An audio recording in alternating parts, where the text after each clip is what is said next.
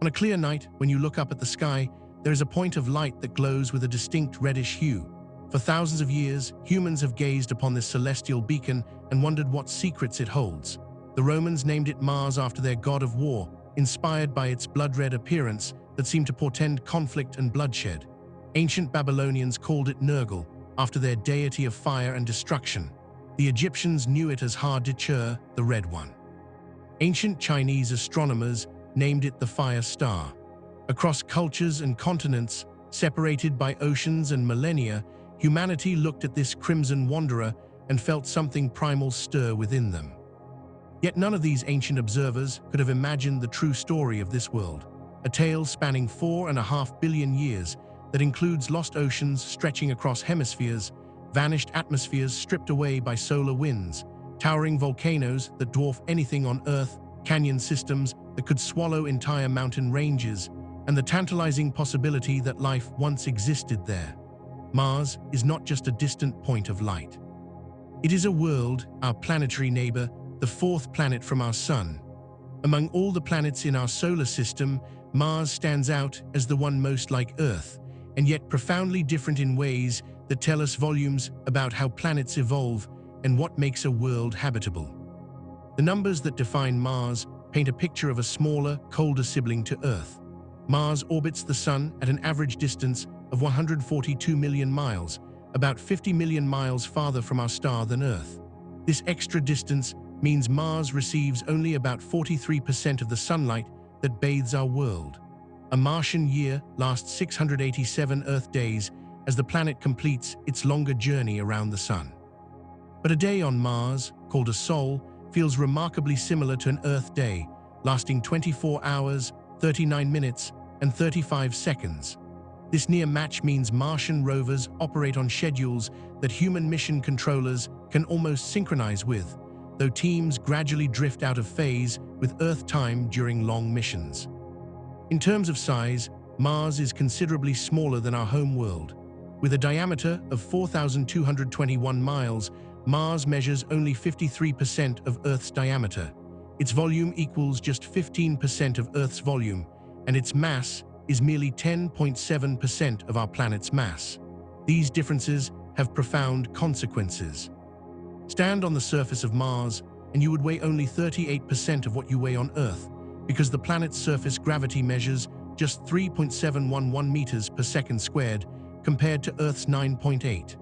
A person who weighs 200 pounds on Earth would weigh a mere 76 pounds on Mars, able to leap higher and carry heavier loads with less effort, though their muscle mass and bone density would remain unchanged.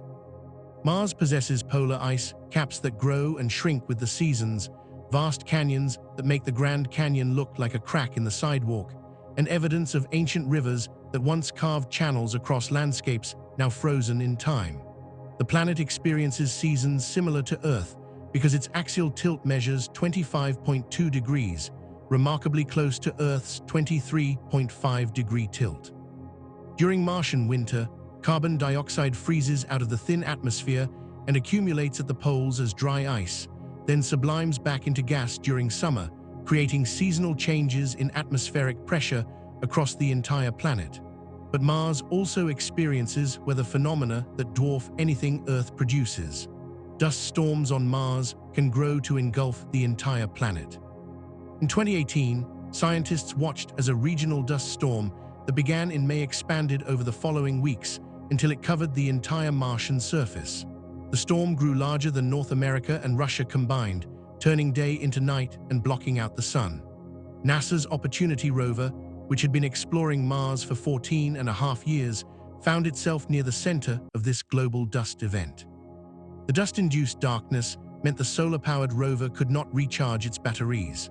Opportunity went silent on June 10, 2018, and despite hundreds of recovery attempts over the following months, the rover never woke up again. The storm that killed Opportunity lasted for months, a reminder that Mars, despite being a cold desert world today, remains meteorologically active and dangerous. The distinctive red color that first captured ancient attention comes from iron oxide minerals coating the Martian surface and suspended in its dust.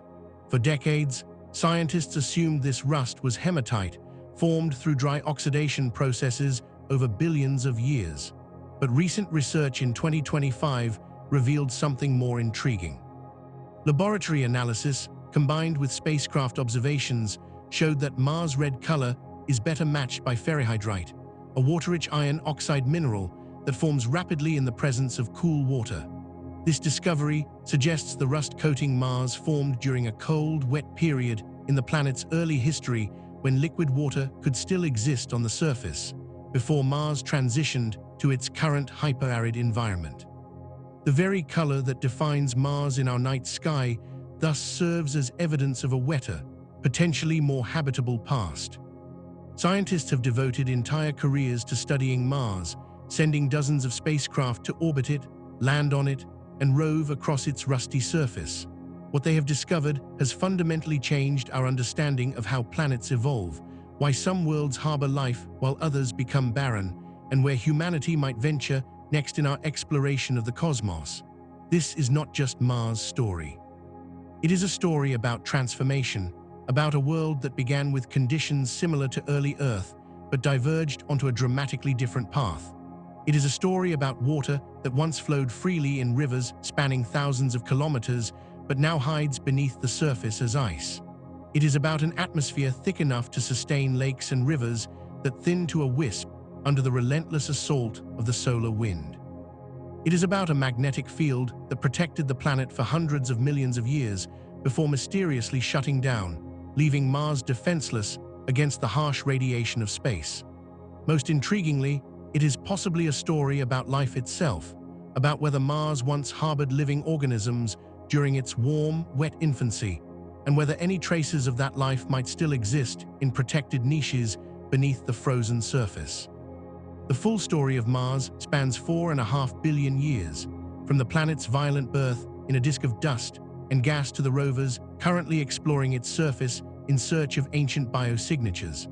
It encompasses the rise and fall of a global magnetic field, the formation of the largest volcano in the solar system, the carving of canyon systems visible from Earth through telescopes, the catastrophic loss of an atmosphere, and the transformation from a potentially habitable world to the frozen desert we observe today.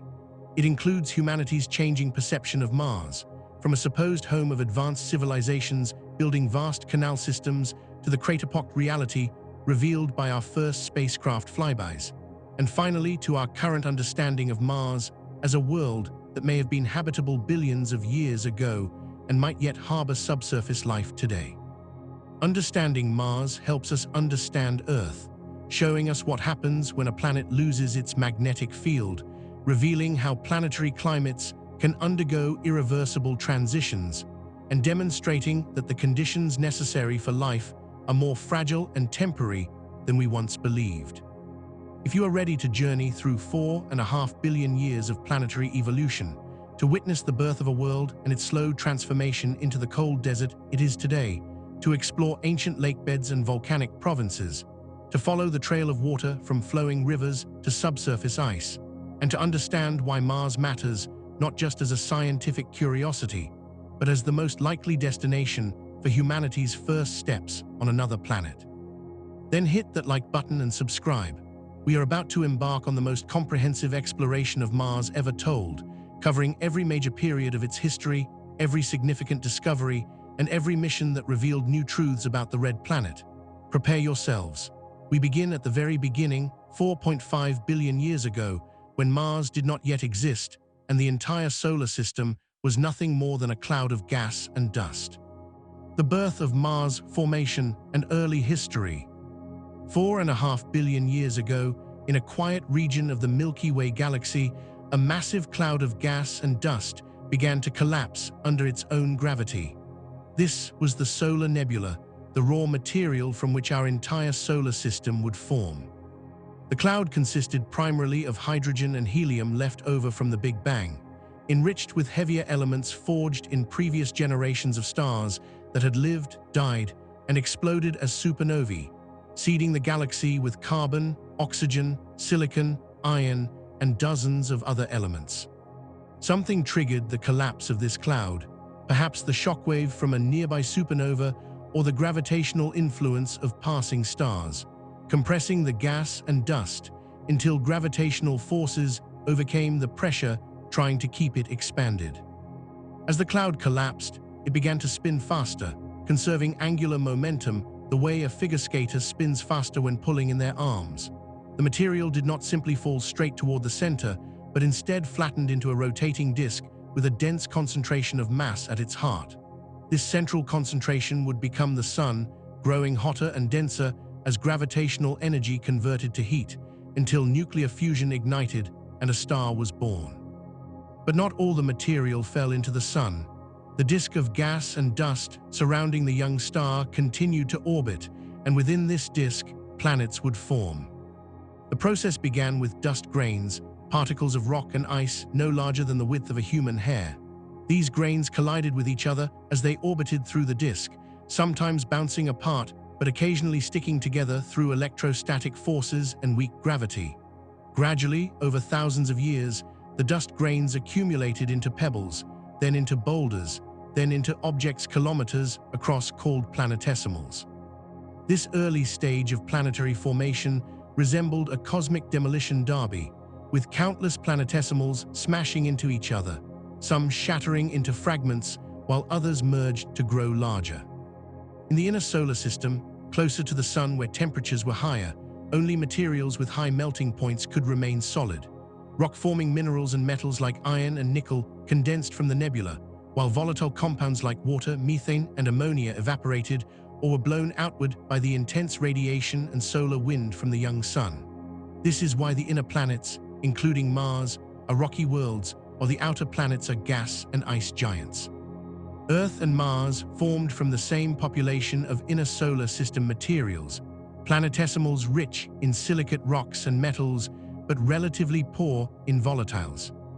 Recent analysis of Martian meteorites has revealed important details about how Mars formed. Scientists studying the isotopic composition of these rocks, which were blasted off Mars by asteroid impacts and eventually fell to Earth, found evidence that contradicts earlier models of rapid planet formation. The meteorite samples show that Mars experienced bombardment by large planetesimals sometime after the planet's primary core had already formed. Normally, iron-loving elements like tungsten, platinum, and gold migrate from a planet's mantle to its central iron core during formation because these elements preferentially bond with iron. But the Martian mantle, as sampled by meteorites, contains these elements in abundances that indicate later additions. The explanation lies in collision dynamics. Early Mars was bombarded by projectiles large enough to have their own cores and mantles. When these planetesimals, some potentially as large as Earth's moon, slammed into the growing Mars, they delivered both core material and mantle material, creating a heterogeneous mixture in the early Martian mantle. This process means Mars likely took much longer to form than previously thought, perhaps 10 to 20 million years instead of the few million years estimated in older models. During this extended formation period, Mars endured thousands of massive collisions, each one adding mass, generating tremendous heat, and potentially vaporizing portions of any early atmosphere or crust that had formed. These collisions were not gentle mergers, but catastrophic impacts that released energy equivalent to billions of nuclear weapons. Each major collision melted large portions of the growing planet's surface, creating magma oceans kilometers deep that took millions of years to solidify.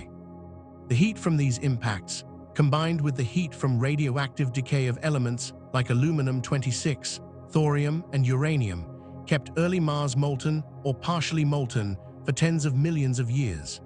This molten state was crucial for planetary differentiation, the process by which heavier materials sank toward the center while lighter materials floated toward the surface. Iron and nickel, being denser than silicate rocks, sank through the molten interior to form a metallic core. The core of Mars measures approximately 1,830 kilometers in radius, making it relatively large compared to the planet's overall size. Recent seismic data from NASA's InSight lander, which operated on Mars from 2018 to 2022, confirmed that Mars has a liquid outer core. This liquid core consists primarily of iron alloyed with sulfur and possibly other light elements. Above the core lies the mantle, a thick layer of silicate rocks rich in iron and magnesium. The mantle makes up the bulk of Mars' volume and contains the heat engine that would later drive volcanic activity for billions of years. Finally, at the surface, a crust formed as lighter minerals crystallized from the magma ocean and floated upward. The Martian crust varies in thickness, averaging about 50 kilometers, but reaching 100 kilometers or more in some highland regions. This three-layer structure, core, mantle, and crust, defines the basic internal architecture of Mars and controls much of what happens on and above the surface. The period from Mars formation at 4.5 billion years ago until about 4.1 billion years ago is called the Permian period. This represents the earliest chapter of Martian history, and it was violent beyond imagination. The young Mars endured a continuous barrage of asteroids and comets in what is called the Late Heavy Bombardment. Recent analysis of Martian meteorites, particularly the famous ALH 84001 meteorite found in Antarctica, provides evidence of this early bombardment. The meteorite contains minerals that crystallized 4.48 billion years ago and shows evidence of later impacts and hydrothermal activity. Updated computer models of the early solar system suggest that the migration of the giant planets Jupiter, Saturn, Uranus, and Neptune to their present orbits occurred near the solar system's start, 4.56 billion years ago. This migration triggered a massive gravitational disruption that sent countless asteroids and comets careening through the inner solar system in what scientists now believe was an early heavy bombardment that systematically declined over hundreds of millions of years. Mars, being smaller than Earth and having weaker gravity, could not capture and hold on to as much volatile material like water and atmospheric gases as Earth could. But some water did arrive, delivered by comets and water-rich asteroids that crashed into the surface. The surface of Permian Mars was constantly reshaped by impacts. Craters formed on top of craters, creating a heavily cratered landscape similar to the lunar highlands we see on Earth's moon. The largest impacts created basins hundreds of kilometers across, and the energy released by these mega-impacts generated such intense heat that they could melt the crust and create temporary atmospheres of vaporized rock that took centuries to cool and condense. Some scientists propose that Mars experienced one or more truly gigantic impacts during this period that created the hemispheric dichotomy we observe today, the stark difference between the heavily cratered southern highlands and the smoother northern lowlands. According to this hypothesis, a Mars-sized or smaller planet crashed into the northern hemisphere of Mars early in its history, blasting away kilometers of crust and mantle and creating a permanent scar that defines Martian geography to this day. By the end of the Permian period, around 4.1 billion years ago, Mars had cooled enough for water to exist on its surface as a liquid. The planet had a substantial atmosphere, possibly as thick as Earth's atmosphere today or even thicker. A global magnetic field generated by convection currents in the liquid core protected this atmosphere from being stripped away by the solar wind. Volcanic activity released gases from the interior, replenishing and thickening the atmosphere with carbon dioxide, water vapor, sulfur dioxide, and nitrogen. The stage was set for the next great era of Martian history, a time when water would flow across the surface, carving valleys and filling lakes, possibly creating conditions suitable for the emergence of life. Mars was about to enter its wet phase, and for hundreds of millions of years, it would be a world transformed, bearing more resemblance to Earth than it ever would again. Mars lost magnetic field. Deep inside Mars, in the planet's infancy, something extraordinary was happening. The molten iron core, still hot from the planet's formation and heated further by radioactive decay, churned with convection currents. Hot liquid metal rose toward the mantle, cooled, and sank back down, creating a continuous cycling motion. This motion, combined with Mars' rotation, generated electric currents in the conducting liquid iron. These electric currents, in turn, produced magnetic fields, and these magnetic fields strengthened the currents, creating a self-reinforcing system called a dynamo. The result was a global magnetic field that surrounded Mars, creating an invisible protective bubble called a magnetosphere that extended thousands of kilometers into space. We know Mars once possessed this magnetic field because the evidence is literally written in the rocks. When volcanic lava flows cool and solidify, magnetic minerals within the rock align themselves with the ambient magnetic field, essentially freezing a record of the field's direction and strength at that moment in time. Spacecraft orbiting Mars have detected these fossil magnetic fields in the Martian crust, particularly in the ancient southern highlands.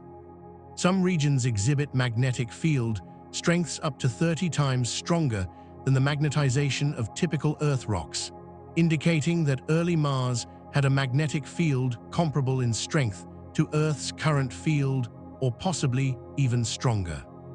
Dating these magnetized rocks through various techniques reveals that Mars' magnetic field operated from approximately 4.3 billion years ago until somewhere between 3.6 and 4 billion years ago.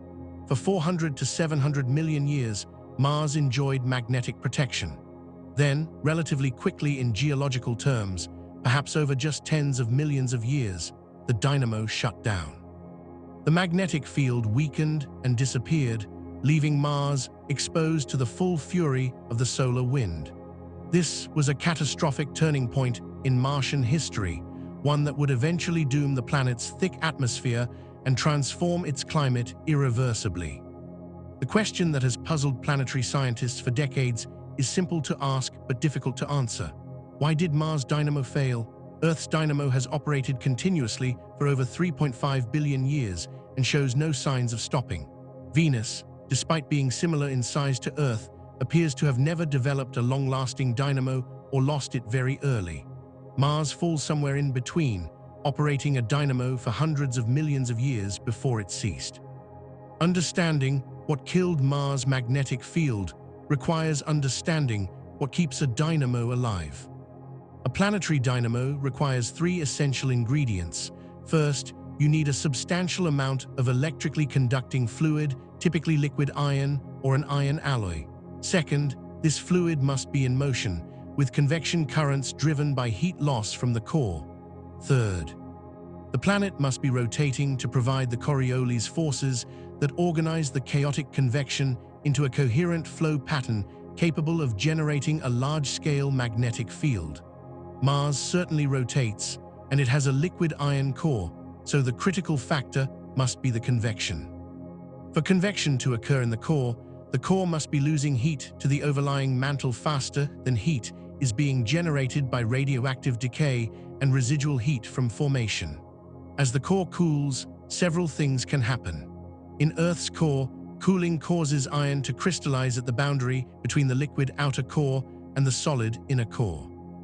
This crystallization releases latent heat and causes lighter elements to be expelled from the solidifying iron, both processes that drive vigorous convection and sustain the dynamo.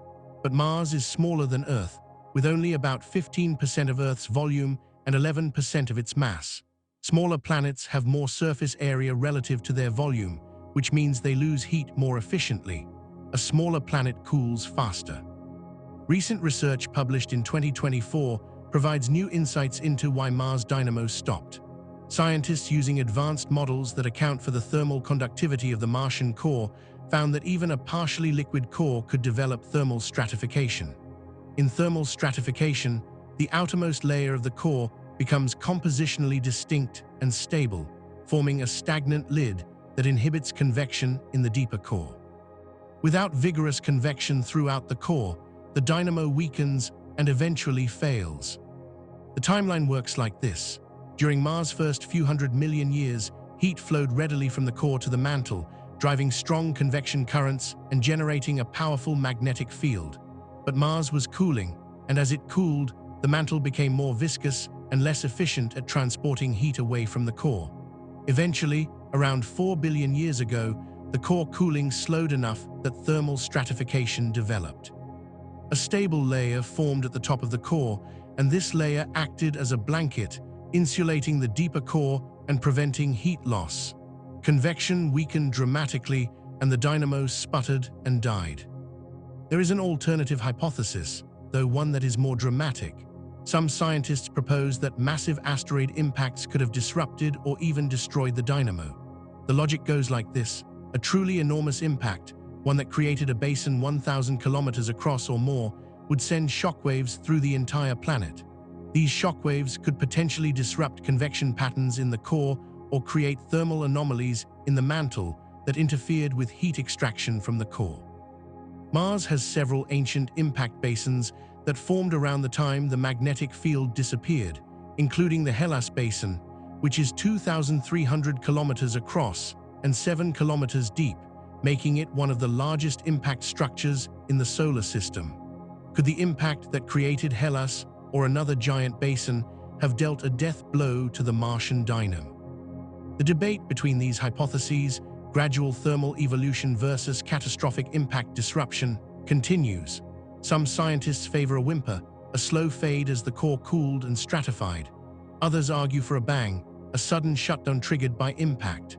The truth might involve both processes, with thermal evolution weakening the dynamo over tens of millions of years and a massive impact delivering the final blow. What we know for certain is that the magnetic field did disappear, and when it did, Mars lost its primary defense against the hostile space environment. Without a magnetic field, the solar wind could interact directly with Mars' upper atmosphere. The solar wind is a stream of charged particles, primarily electrons and protons, continuously blown off the sun at speeds of 400 to 750 kilometers per second. When these particles encounter a magnetosphere like Earth's, they are deflected around the planet, unable to reach the atmosphere. But Mars, lacking a global magnetic field, had no such protection. The solar wind slammed directly into the Martian atmosphere, and over millions of years, this bombardment stripped away the air. The mechanism works through several processes. Energetic solar wind particles collide with atmospheric atoms and molecules, transferring energy and momentum.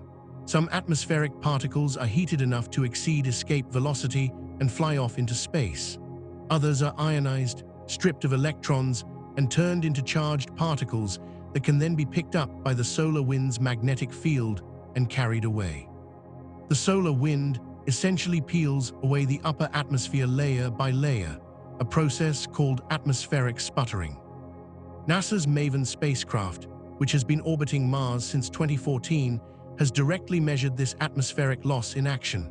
MAVEN's instruments detected Mars losing approximately 100 grams of atmosphere to space every second under normal solar wind conditions. That might not sound like much. 100 grams is about the weight of a stick of butter, but multiply it by the number of seconds in a year, then by billions of years, and the loss becomes catastrophic. Over 3.5 billion years since the magnetic field disappeared, Mars has lost the equivalent of an entire Earth-like atmosphere. The loss accelerates during solar storms. When a coronal mass ejection or powerful solar flare sends an extra-intense blast of solar wind toward Mars, the atmospheric loss rate can increase by a factor of 10 or more. MAVEN observed several such events and measured loss rates exceeding 1 kilogram per second during the storm peaks. In Mars' early history, the young sun was more active and produced stronger and more frequent storms, meaning the atmospheric stripping would have been even more severe than what we observe today. MAVEN also identified the specific escape routes the atmosphere takes. Most atmospheric loss occurs in two regions, the tail region stretching downwind from Mars away from the sun, and the polar plume regions above the north and south poles. In the tail, ions are picked up by the solar wind and swept away directly. At the poles, atmospheric particles spiral along magnetic field lines and escape into space. Watching these processes in real time, MAVEN has provided the first direct confirmation of what planetary scientists had suspected for decades. Mars lost its atmosphere because it lost its magnetic field. The consequences of this loss cannot be overstated.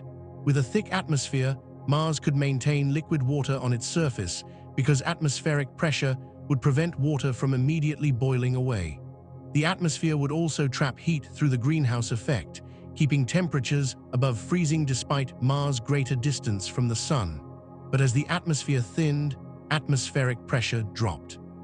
Water that once filled lakes and flowed in rivers began to boil or freeze, unable to remain liquid under the reducing pressure. The planet cooled as the thinning atmosphere lost its ability to retain heat. Within a few 100 million years after the magnetic field disappeared, Mars transformed from a world where water sculpted the landscape into the frozen desert we see today.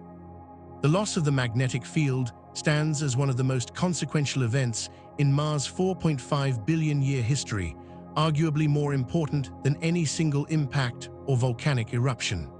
It was the difference between a potentially habitable world and an uninhabitable one, between a planet that might have developed life and one that became sterile. Understanding exactly how and why Mars lost its magnetic field remains an active area of research, with implications not just for Mars, but for rocky planets throughout the universe. How common are long-lived magnetic fields? How many Earth-like planets lose their magnetospheres and suffer Mars' fate? These questions matter as we search for habitable worlds around other stars and try to understand what makes a planet suitable for life over billions of years. Mars lost its shield, and in losing it, lost its future as a warm, wet, potentially living world. The Noachian period, Mars' wet era. The Noachian period, spanning from approximately 4.1 billion years ago to 3.7 billion years ago, represents the most Earth-like era in all of Mars' history. During these 400 million years, Mars was a world transformed from its violent pre-Noachian infancy into something remarkable, a planet where water flowed across the surface, where lakes persisted for thousands of years, and where conditions may have been suitable for life to emerge. The name Noachian comes from Nochi's Terra, a heavily cratered region in the southern highlands that typifies the ancient terrain formed during this period. When planetary geologists look at Noachian-age rocks and landscapes, they see evidence of processes that require liquid water, substantial atmospheric pressure, and temperatures warm enough to prevent water from immediately freezing. Years ago, when life was emerging on Earth, the climate of Mars was dramatically different. The planet still possessed its magnetic field during at least the first part of the Noachian period, providing protection from solar wind that would later strip away the atmosphere. Volcanic activity released gases from the interior, building an atmosphere that may have been as thick as Earth's current atmosphere or potentially even thicker. Computer models suggest atmospheric pressures during the Noachian could have ranged from 0.5 bars to several bars, compared to today's thin 6 millibars. This thick atmosphere consisted primarily of carbon dioxide with smaller amounts of nitrogen, water vapor, and other gases. The greenhouse effect from this dense carbon dioxide atmosphere would have warmed the planet. Carbon dioxide is an effective greenhouse gas, absorbing infrared radiation emitted by the surface and re-radiating some of it back downward, trapping heat. However, scientists have debated for decades whether carbon dioxide alone could have warmed early Mars enough to maintain liquid water. The young sun was about 25 to 30% dimmer 4 billion years ago than it is today, a phenomenon called the faint young sun paradox. With less solar energy reaching Mars and the planet being farther from the sun than Earth, maintaining above freezing temperatures required a powerful greenhouse effect. Three-dimensional climate models of early Mars using dense carbon dioxide atmospheres show that while carbon dioxide warming helps, it may not have been sufficient by itself to create a continuously warm and wet climate. When atmospheric pressure exceeds about 1 bar, carbon dioxide ice clouds form at high altitudes, covering large portions of the planet. Earlier research suggested these clouds might provide additional warming through their scattering greenhouse effect, but detailed modeling indicates this effect adds only about 15 degrees Kelvin at most. Even accounting for this, many models struggle to raise global mean temperatures much above 240 to 250 Kelvin, which is well below water's freezing point of 273 Kelvin. This has led scientists to propose alternative or additional warming mechanisms. One hypothesis suggests episodic pulses of carbon dioxide injected into the atmosphere by massive volcanic eruptions could have temporarily created stable, higher pressure, warmer greenhouse states. These episodic warm periods occurring more recently than 4 billion years ago, could have raised temperatures above freezing for extended periods, facilitating rainfall, snowmelt, and the fluvial erosion that carved valleys across the landscape. During these warm pulses, water would flow and accumulate in lakes and possibly seas, then freeze again when the volcanic activity waned and the extra carbon dioxide was removed from the atmosphere through chemical weathering and other processes. This model of episodic habitability, alternating between warm, wet periods and cold, dry periods, might reconcile the geological evidence for liquid water with the difficulty of maintaining a permanently warm climate. Recent research in 2025 provided new insights into whether rain or snow fell on ancient Mars. A study from geologists at the University of Colorado Boulder examined the evidence and concluded that precipitation did occur, though the exact form, rain versus snow, depended on local and regional climate conditions. The study suggests that during warmer periods or in low-altitude regions, rainfall could have occurred, while higher elevations and colder periods would have experienced snowfall. Both processes would contribute to the water cycle that shaped the Martian surface. The most visible evidence of this water activity comes from valley networks, branching channel systems that crisscross the ancient highlands. These valleys look remarkably similar to river valleys on Earth, with tributaries joining together into larger channels that eventually empty into basins. Detailed analysis of valley network branching angles reveals patterns consistent with surface runoff rather than groundwater sapping. On Earth, river valleys formed by rainfall and surface runoff have characteristic branching angles near 45 degrees, while valleys carved by groundwater seepage have wider angles approaching 90 degrees. Measurements of Martian valley networks show branching angles similar to Earth's rainfall-fed rivers, strongly suggesting that precipitation falling on the surface and flowing downhill carved these valleys.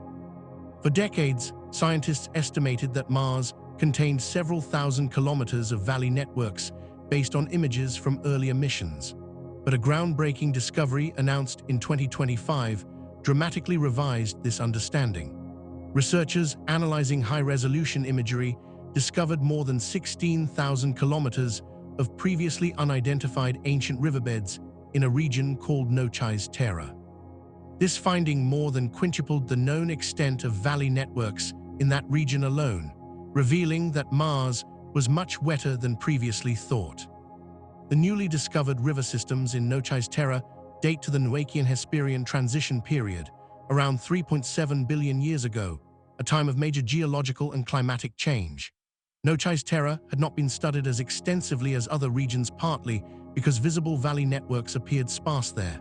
However, the new high-resolution analysis revealed that valley networks had been heavily eroded and partially buried, making them difficult to spot in low-resolution images. Using advanced imaging techniques and computer-assisted mapping, researchers identified intricate drainage systems that indicated surface water remained stable in the region long after scientists thought Mars had dried out. One specific valley system, named Warrego Valles, exemplifies the complexity of ancient Martian hydrology. Located in the Thaumasia Quadrangle in the southern highlands, Warrego Valles consists of a network of channels that show clear evidence of sustained water flow. The valleys exhibit features like inner channels, terraces, and sediment deposits characteristic of rivers that flowed for extended periods rather than catastrophic floods. Analysis of the valley morphology suggests water flow persisted episodically over potentially millions of years, with active periods separated by dormant intervals. Beyond valley networks, evidence for lakes during the Noachian period comes from sedimentary deposits discovered by Mars rovers. NASA's Curiosity rover, which landed in Gale Crater in August 2012, found definitive proof that the crater once contained a lake. At a location called Yellowknife Bay near the landing site, Curiosity discovered fine-grained mudstone sediments, the type of rock that forms from sediments settling in still water. As Curiosity drove farther into the crater and up the slopes of Mount Sharp, the layered mountain at the crater's center, the rover encountered more and more evidence of past liquid water. Analysis of the sedimentary sequences revealed that Gale Crater was filled with water-transporting sediments to a depth of at least 75 meters and possibly 150 to 200 meters. The landforms and rock layers that Curiosity traversed showed evidence of fluvial, deltaic, and lacustrine environments, meaning rivers, deltas, and lakes.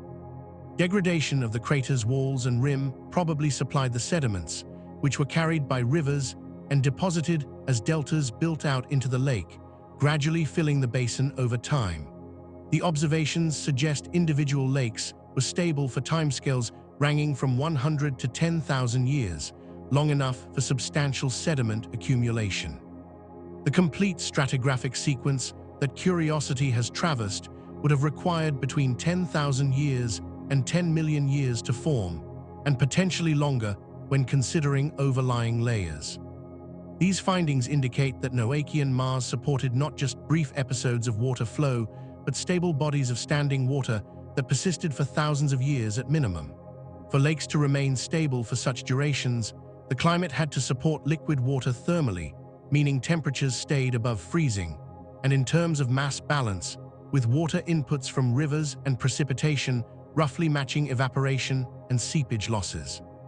This paints a picture of a functioning hydrological cycle, with precipitation falling as rain or snow, running off the surface into rivers, collecting in lakes, evaporating back into the atmosphere, and precipitating again. The question of whether Mars had oceans during the Noachian period remains more controversial than the lake evidence.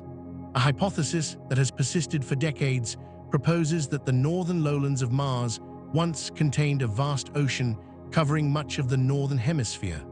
The proposed shorelines can be traced across thousands of kilometers of terrain at specific elevations. Recent topographic mapping from spacecraft provides what proponents call the strongest case, yet that Mars experienced sea level rise consistent with an extended warm and wet climate. Evidence for this ancient ocean includes features interpreted as beaches and coastal deposits. In 2025, China's Zhurong rover, which landed in Utopia Planitia in the northern lowlands in 2021, found underground evidence of beach sediments that may have been deposited approximately 4 billion years ago. The rover's ground-penetrating radar detected layered deposits consistent with sediments that accumulated in a coastal environment. If confirmed, these findings would support the ocean hypothesis and indicate that standing water covered portions of the northern hemisphere during at least part of the Noachian period. However, the ocean hypothesis faces significant challenges, and not all scientists are convinced. Critics point out that proposed shorelines are not uniform in elevation when corrected for later geological deformation, which would be expected if they truly represented ancient water levels. Alternative explanations for the features include volcanic flows, glacial deposits, or sediments deposited by catastrophic floods rather than standing bodies of water. The debate continues, with new evidence from rovers and orbiters gradually clarifying which interpretation better matches the observations. What remains undisputed is that liquid water existed on and near the surface of Mars during the Noachian period in quantities far exceeding anything present today.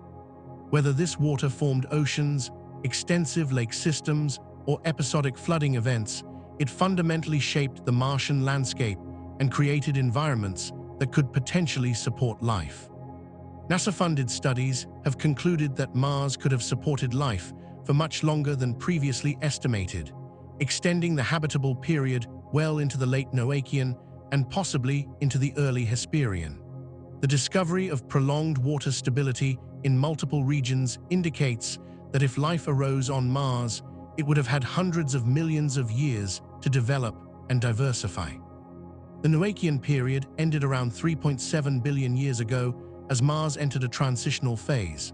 The magnetic field had weakened or disappeared entirely, leaving the atmosphere vulnerable to solar wind stripping. Volcanic activity continued, but its character was changing, with massive eruptions building enormous shield volcanoes in the Tharsis region. The climate was cooling, atmospheric pressure was beginning to drop, and the era of rivers and lakes was drawing to a close. Within a few hundred million years, Liquid water would become unstable on the Martian surface, except under very specific and temporary conditions. Mars was transitioning from the wet Noachian to the volcanic Hesperian, entering a period dominated not by flowing water, but by flowing lava. Atmospheric loss and climate transformation. The transformation of Mars from a wet world to a frozen desert did not happen overnight. It was a gradual process spanning hundreds of millions of years, driven primarily by the catastrophic loss of the planet's atmosphere to space. Once the magnetic field disappeared between 3.6 and 4 billion years ago, Mars lost its primary defense against the relentless solar wind. What followed was one of the most dramatic climate transformations documented anywhere in the solar system, a planet-wide shift that made Mars uninhabitable by any standard we recognize. The mechanism of atmospheric loss is elegant in its simplicity, yet devastating in its effects. The solar wind consists of charged particles, primarily protons and electrons, continuously streaming away from the Sun at velocities between 400 and 750 kilometers per second. When Earth's magnetic field deflects these particles around our planet, creating the magnetosphere that shields us, the atmosphere remains protected. But Mars, having lost its global magnetic field, had no such protection. The solar wind slammed directly into the upper reaches of the Martian atmosphere. NASA's MAVEN spacecraft, which entered orbit around Mars on September 21, 2014, was specifically designed to study this atmospheric loss. MAVEN stands for Mars Atmosphere and Volatile Evolution, and its mission is to understand how Mars lost its atmosphere and how this loss transformed the climate. The spacecraft carries 8 scientific instruments that measure the composition, structure, and escape rate of the current Martian atmosphere. What MAVEN discovered confirmed decades of theoretical predictions and revealed the specific mechanisms stripping away the air. MAVEN measurements show that Mars currently loses approximately 100 grams of atmosphere to space every second under normal solar wind conditions. To put that in perspective, 100 grams is roughly the mass of a stick of butter or a small apple. That might seem trivial, a negligible loss compared to the total atmospheric mass, but multiply that loss rate by the number of seconds in a year, 31.5 million seconds, and Mars loses over 3 billion grams or 3,000 metric tons of atmosphere annually. Extend that over billions of years and the loss becomes catastrophic. The actual loss in Mars' past was almost certainly much higher than today's rate for several reasons. First, the young sun was more magnetically active 4 billion years ago, producing more frequent and more powerful solar storms that would have accelerated atmospheric stripping. Second, Mars' atmosphere was thicker in the past, providing more material for the solar wind to strip away. Third, the planet was hotter with more volcanic activity, which would have populated the upper atmosphere with more particles vulnerable to escape. Taking these factors into account, scientists estimate that Mars has lost the equivalent of an entire Earth-like atmosphere over the past 3.5 to 4 billion years. MAVEN identified 3 primary escape routes through which atmospheric gases leave Mars.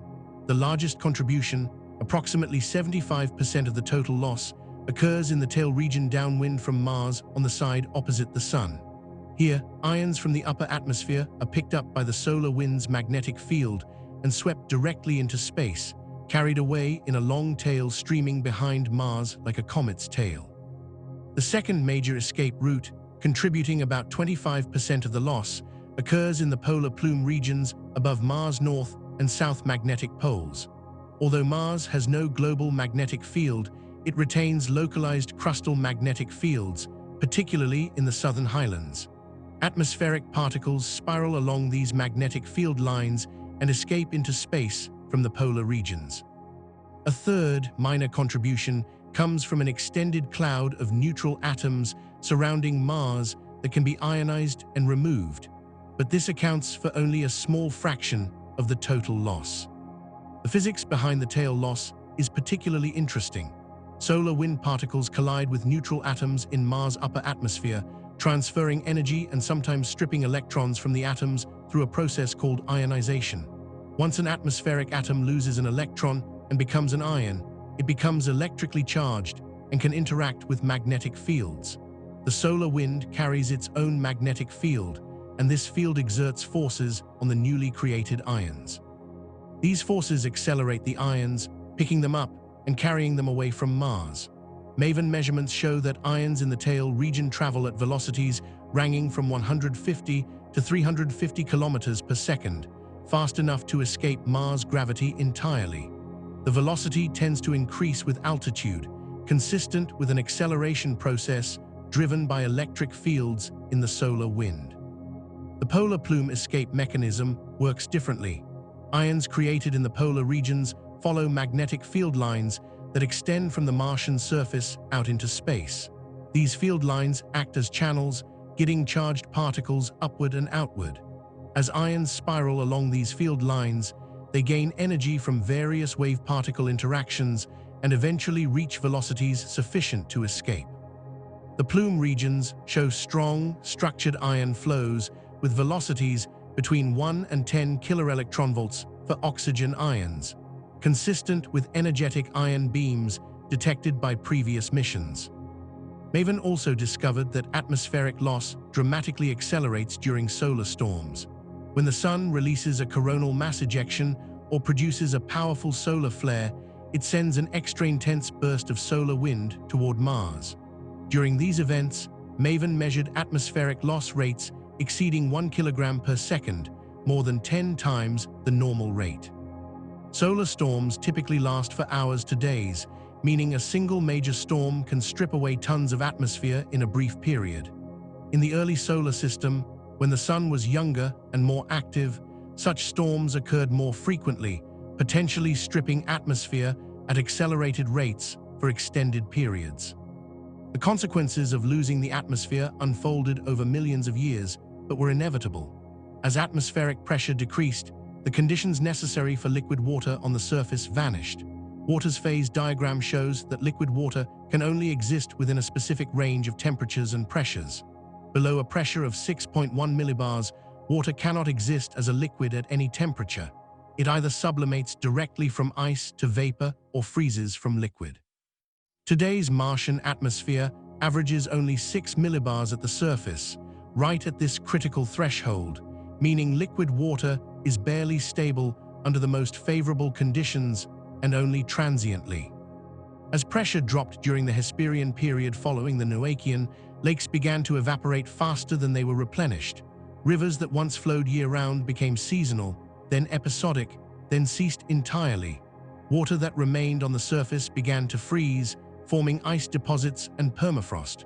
Some water soaked into the ground, becoming groundwater that persisted in the subsurface for much longer than surface water could.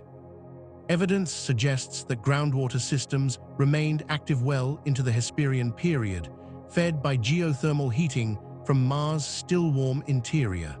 This groundwater occasionally broke through to the surface in catastrophic outflow events, carving massive channels that we still observe today. The loss of atmospheric pressure also meant the loss of greenhouse warming. A thin atmosphere cannot trap much heat, and as the carbon dioxide atmosphere thinned, temperatures plummeted. Mars transitioned from a planet where temperatures could occasionally exceed freezing to one where the surface stays frozen year-round, except in the warmest locations during summer.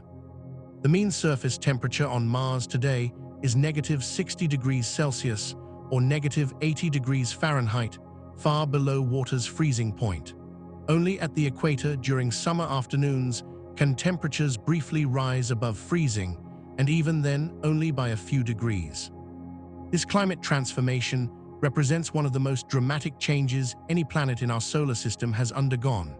Earth, for comparison, has maintained a relatively stable climate for billions of years, with liquid water continuously present on the surface since at least 4 billion years ago and possibly earlier. Mars took the opposite path, starting with conditions similar to early Earth, but diverging into a frozen, desiccated state. The primary difference was the magnetic field, or rather, the loss of it. Earth kept its dynamo running and thus kept its atmosphere. Mars lost its dynamo and with it, lost its air, its water, and any chance of remaining habitable. Understanding this process has profound implications beyond Mars. As we discover rocky planets orbiting other stars, we must ask whether they have magnetic fields. A planet might sit in its star's habitable zone, the range of distances where temperatures allow liquid water, but without magnetic protection, it could lose its atmosphere just as Mars did. The MAVEN mission has shown us that habitability is not just about distance from a star or initial water inventory. It is also about magnetic fields, planetary size, internal heat flow, and a host of other factors that determine whether a world can hold onto its atmosphere over billions of years.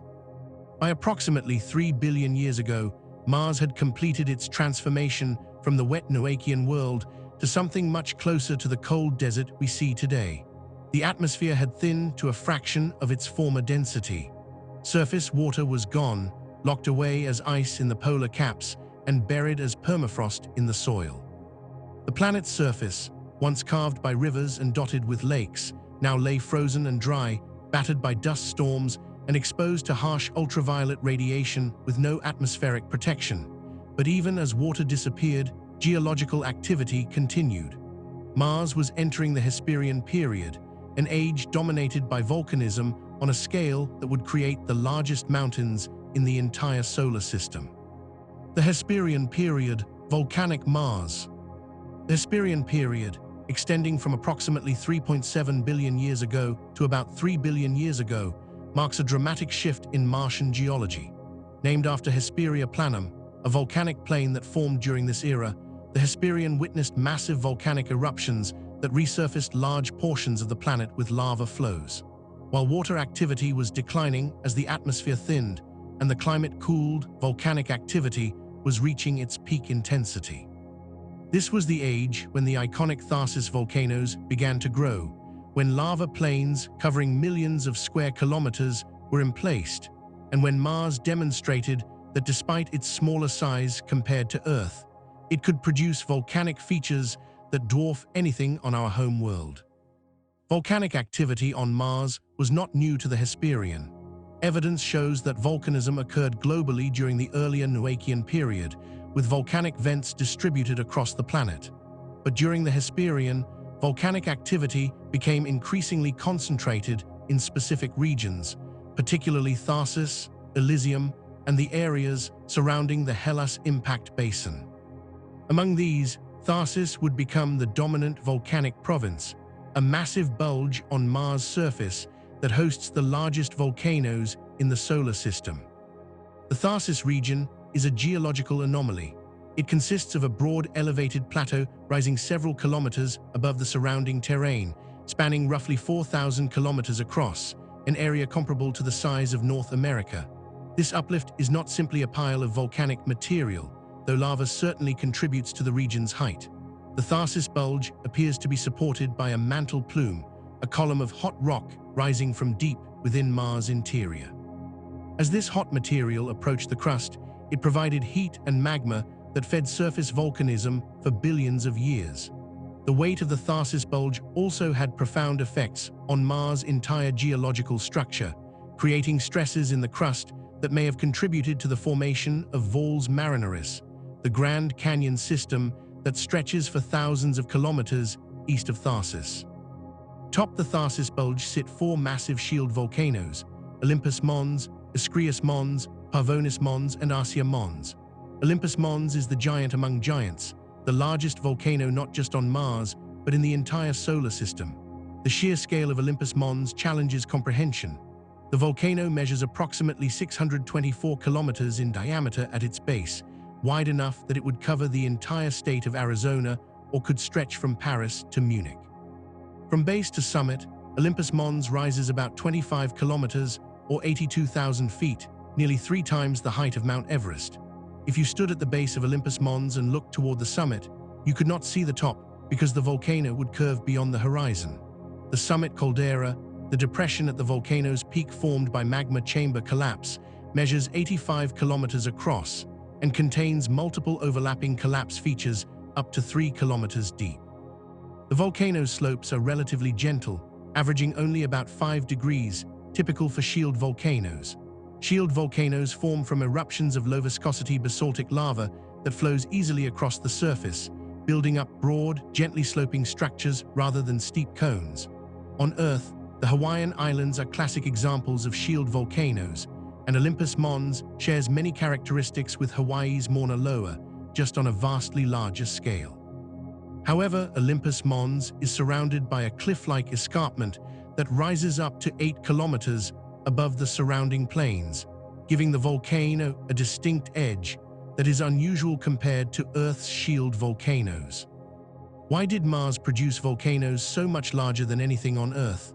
The answer lies in plate tectonics, or rather, the lack of it. On Earth, the crust is divided into tectonic plates that slowly move across the surface, driven by convection in the mantle. When a volcanic hotspot like the Hawaiian plume erupts, it creates a volcano, but the moving tectonic plate carries that volcano away from the hotspot over millions of years. The hotspot then begins building a new volcano, creating a chain of volcanic islands, each progressively older as you move along the chain away from the current hotspot location. The Hawaiian island chain shows this pattern, with the Big Island of Hawaii currently active and older islands progressively more eroded to the northwest. Mars, however, has no plate tectonics. The crust appears to be a single solid shell with no evidence of the lateral motion that characterizes Earth's plates. When a volcanic hotspot forms beneath the Martian crust, it stays in the same location for billions of years. The volcano above it just keeps growing, fed by continuous or episodic eruptions that pile lava flow upon lava flow in the same spot. This is why Olympus Mons grew so enormous. The hotspot beneath it remained stationary for perhaps 3.5 billion years, allowing the volcano to reach unprecedented heights. Dating the volcanic features on Mars is challenging because we cannot directly sample most of them. Scientists primarily use crater counting to estimate ages. The principle is straightforward. Older surfaces have accumulated more impact craters than younger surfaces. By counting the number and size distribution of craters on a given surface and comparing them to crater production models, researchers can estimate when that surface formed. This technique has been calibrated using lunar samples where we know the exact ages from radiometric dating of returned rocks, and it has been cross-checked with Martian meteorites that can be dated precisely. Crater counting studies combined with detailed mapping of volcanic features reveal that volcanism on Mars has an incredibly long history. Volcanic activity was continuous throughout Martian geological history, from the Noachian through the Hesperian and into the Amazonian period that follows, until relatively recently in geological terms. The most recent major volcanic activity at Olympus Mons occurred approximately 100 to 200 million years ago. Some regions of Mars show volcanic features that may be as young as a few million years old. The youngest basaltic Martian meteorites, rocks blasted off Mars and later found on Earth, have crystallization ages of about 165 to 170 million years, confirming that volcanic activity persisted until geologically recent times. The three other major Tharsis volcanoes, Ischrius Mons, Pavonis Mons, and Arsia Mons, are only slightly smaller than Olympus Mons, but are still immense by any standard. Ischrius Mons rises 18 kilometers above the surrounding terrain. Pavonis Mons reaches 14 kilometers in height and sits almost exactly on Mars' equator. Arsia Mons stands 17.8 kilometers tall. Together with Olympus Mons, these volcanoes define the Tharsis region and dominate the western hemisphere of Mars. Beyond Tharsis, the Elysium region in Mars' eastern hemisphere hosts another group of large volcanoes, including Elysium Mons and Hecate's Tholus. While not as massive as the Tharsis giants, Elysium Mons still rises 14 kilometers above its base. Volcanic activity in the Elysium region began during the Hesperian and continued, like Tharsis, well into the Amazonian period. The lava flows from these volcanoes created vast plains that buried older terrain. Hesperian-age lava plains cover millions of square kilometers of Mars' surface. In some areas, the lava flows are hundreds of meters thick, representing countless individual eruptions that occurred over millions of years. The composition of these lava flows is primarily basaltic, similar to the volcanic rocks that form Earth's oceanic crust and the lava that erupts from Hawaiian volcanoes. Spectroscopic analysis from orbit and in situ measurements by rovers confirm that Martian volcanic rocks are iron-rich basalts, though with some compositional differences from terrestrial basalts. While volcanism dominated the Hesperian landscape, water had not completely disappeared. The period witnessed the formation of catastrophic outflow channels, massive valleys carved by enormous floods that released water from subsurface reservoirs. These outflow channels are distinct from the valley networks of the Noachian. Valley networks are branching systems that resemble river drainage basins, with small tributaries joining into larger channels. Outflow channels, in contrast, emerge full-size from chaotic terrain where the ground appears to have collapsed, then flow for hundreds or thousands of kilometers across the surface before emptying into the northern lowlands. The outflow channels indicate that substantial amounts of water remain trapped beneath the surface as groundwater or ice long after surface water disappeared. Geothermal heating from Mars' interior could melt subsurface ice, creating pressurized aquifers. When pressure built up sufficiently, or when tectonic activity fractured the overlying crust, water catastrophically burst out, carving enormous channels in a matter of days to years. Some channels show evidence of multiple flooding events, suggesting that water periodically breached the surface over millions of years during the Hesperian. Evidence for these groundwater systems comes from mineralogical studies and geochemical modeling. Hydrothermal mineral phases like serpentine and phyllosilicates have been detected in materials excavated from deep within the crust by large impacts. These minerals form when water interacts with rock at elevated temperatures, characteristic of subsurface hydrothermal systems. The most voluminous sedimentary rocks that formed during the Hesperian are sulfate-rich deposits. A prominent theory suggests these sulfates formed when groundwater circulated through the crust, dissolving minerals and eventually evaporating at the surface to precipitate sulfate salts. Geochemical modeling of this global groundwater circulation system reveals something remarkable.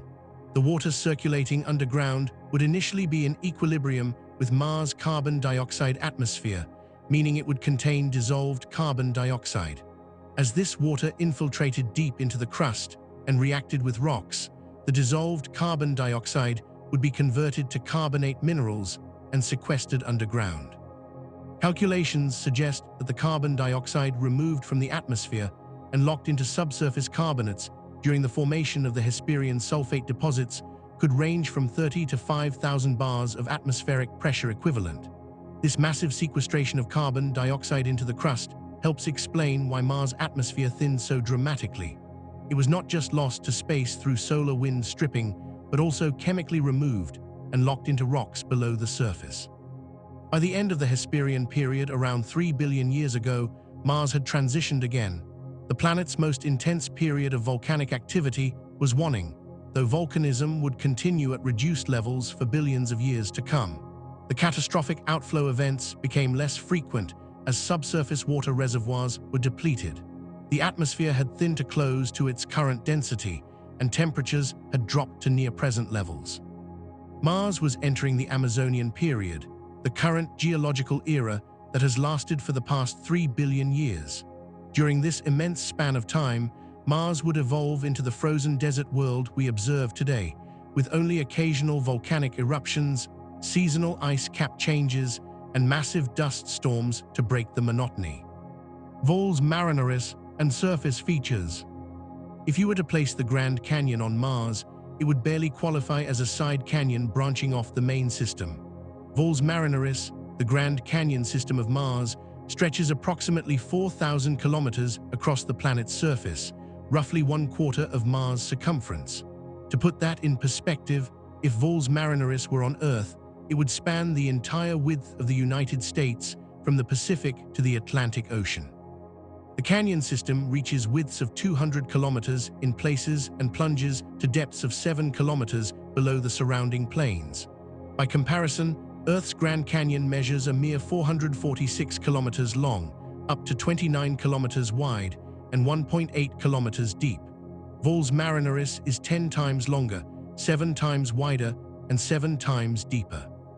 It ranks as one of the largest canyon systems in the entire solar system, exceeded in scale only by the rift valleys that would form if Earth's continents were pulled apart by plate tectonics.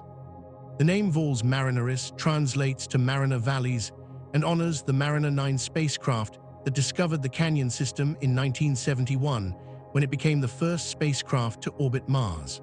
Before Mariner 9, astronomers observing Mars through telescopes had noticed a dark region in this area and named it coprates, thinking it was an albedo feature caused by different surface materials. Mariner 9's images revealed the truth.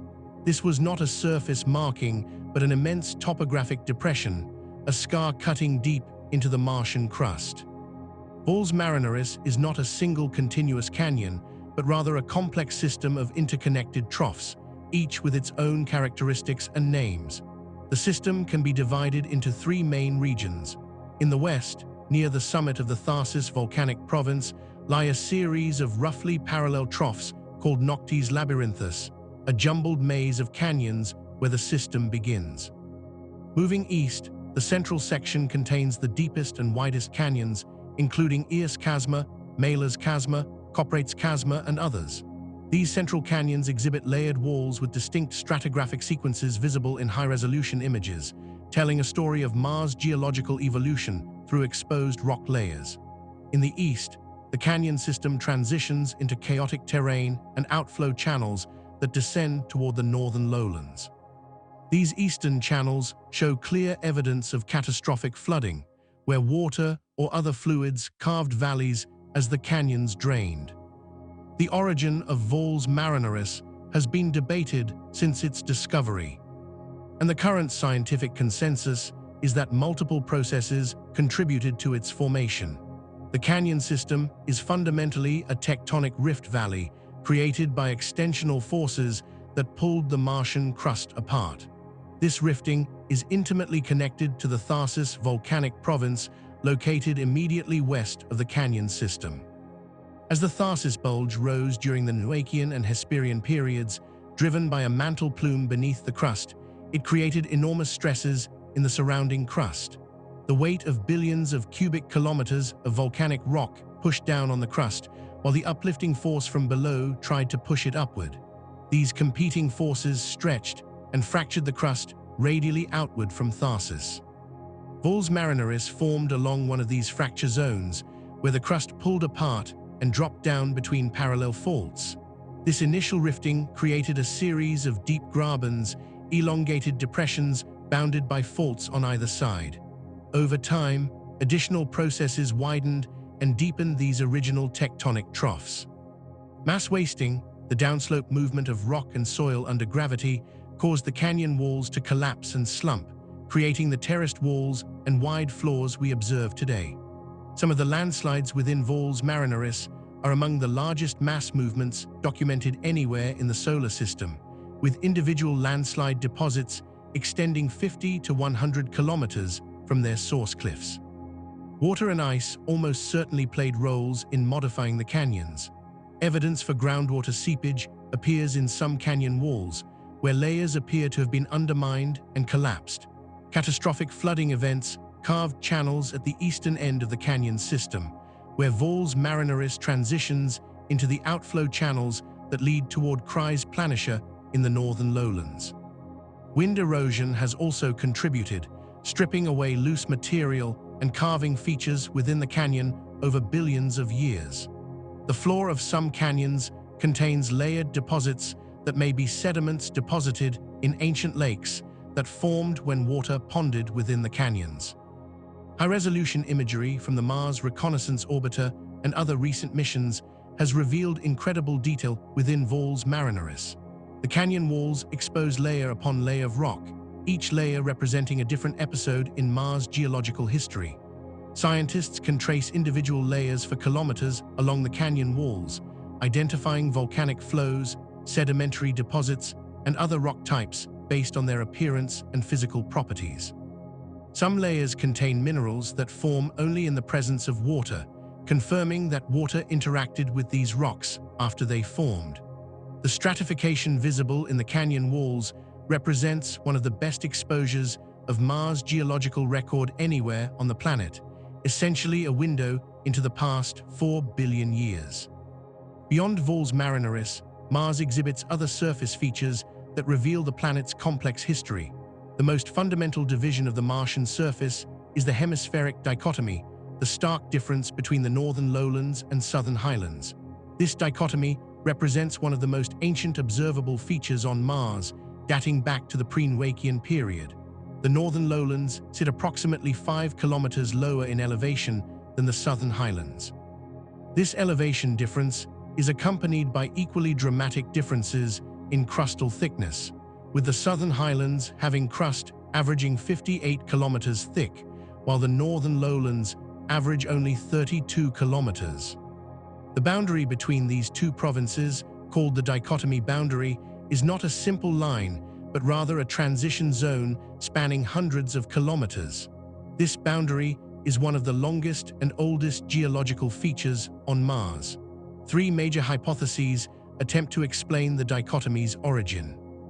The endogenic hypothesis proposes that internal mantle processes, specifically degree 1 convection, where half the mantle rises and the other half sinks, created the asymmetry early in Mars history. The single impact hypothesis suggests that a Mars-sized or smaller body collided with the planet early in its formation, blasting away the northern crust and mantle and creating the permanent depression. The multiple impact hypothesis proposes that several large impacts in the northern hemisphere gradually removed crust and created the lowlands.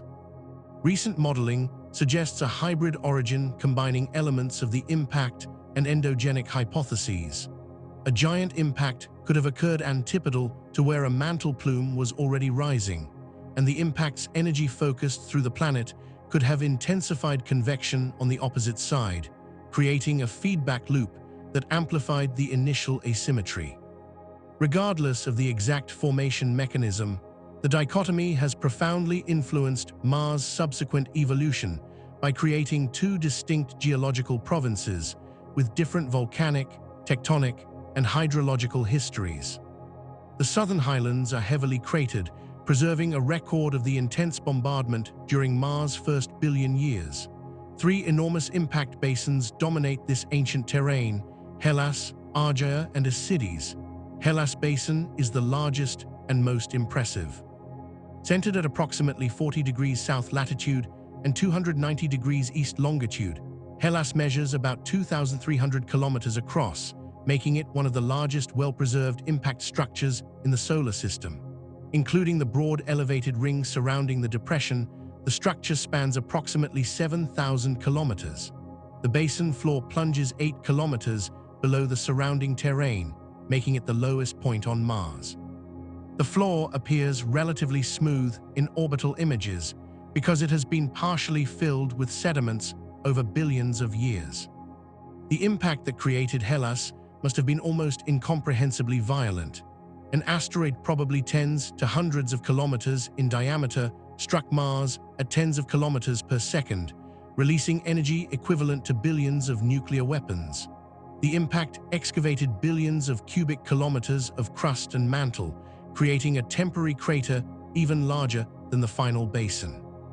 The crater walls collapsed, and the floor rebounded upward before settling into the configuration we observe today. The impact occurred very early in Mars history, probably during the pre-Noachian or early Noachian period, not long after the planet formed. Material ejected from the Hellas impact was thrown across thousands of kilometers, blanketing much of the southern hemisphere with debris. Argea Basin, while smaller than Hellas, is still enormous by any terrestrial standard. It measures approximately 1,800 kilometers in diameter at its outer rim, with a central plain about 700 kilometers across. This makes Argea roughly twice the length of Earth's Grand Canyon. The basin shows evidence of ancient fluvial activity, with channels carved into its rim and floor, indicating that water once flowed into and possibly pooled within the basin. Acides Basin measures approximately 1,500 kilometers in diameter. Unlike Hellas and Argea, much of Acides' floor has been covered by lava flows from later volcanic activity, obscuring the original impact features. These giant basins serve as natural markers for Mars' geological timeline. By counting the craters that formed on the basin's floors after the basins themselves were created, scientists can estimate the basin's ages and use them as reference points for dating other features. The basins also affected Mars' subsequent geological evolution by creating deep depressions that could trap water, sediments, and volcanic flows, producing localized environments distinct from the surrounding highlands.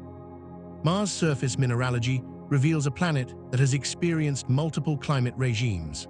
Orbital spectrometers on spacecraft like Mars Reconnaissance Orbiter and Mars Express have mapped the distribution of different mineral types across the planet. These minerals tell stories about the conditions under which they formed and the chemical environments that existed at different times in Mars' history. Three major classes of secondary minerals, those formed by alteration of original volcanic rocks, are particularly informative: phyllosilicates, sulfates, and iron oxides. Phyllosilicates, also known as clay minerals, form when volcanic rocks interact with liquid water under neutral to alkaline pH conditions. These minerals are detected on Mars by their characteristic absorption features in reflected infrared light, specifically metal hydroxyl bonds that absorb light at wavelengths between 2.2 and 2.4 micrometers. The metal in question is usually aluminum, iron, or magnesium. Phyllosilicates are most abundant in ancient Noachian Age terrains, particularly in the southern highlands. Their presence indicates that early Mars had liquid water and geochemical conditions favorable for clay formation.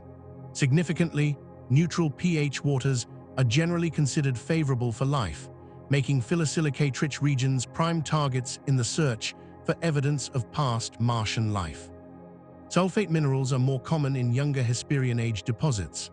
Sulfates form when sulfur-rich fluids, possibly acidic, interact with rocks and then evaporate, leaving behind sulfate salts like gypsum and jarosite. The prevalence of sulfates in Hesperian terrains suggests that Mars' geochemical environment became more acidic over time, possibly due to volcanic gases reacting with water or changes in atmospheric chemistry as carbon dioxide was lost. The transition from phyllosilicate-dominated mineralogy to sulfate-dominated mineralogy represents a major shift in Martian chemistry and climate. Iron oxide minerals, particularly hematite, give Mars its distinctive red color. However, as discussed earlier, recent research suggests that ferrihydrite, a water-rich iron oxide, may be responsible for much of the red coloration. Both hematite and ferrihydrite form through oxidation of iron-bearing minerals, but under different conditions. Hematite typically forms in warmer, drier conditions, while ferrihydrite forms rapidly in cold water. Large deposits of hematite have been identified at several locations on Mars, most famously at Meridiani Planum, where NASA's Opportunity rover landed. These hematite deposits likely formed in standing water or through groundwater circulation. The polar regions of Mars contain ice caps composed of both water ice and carbon dioxide ice, commonly called dry ice. The North Polar Cap is larger and consists primarily of water ice with a thin seasonal coating of carbon dioxide ice that accumulates each winter and sublimates each summer.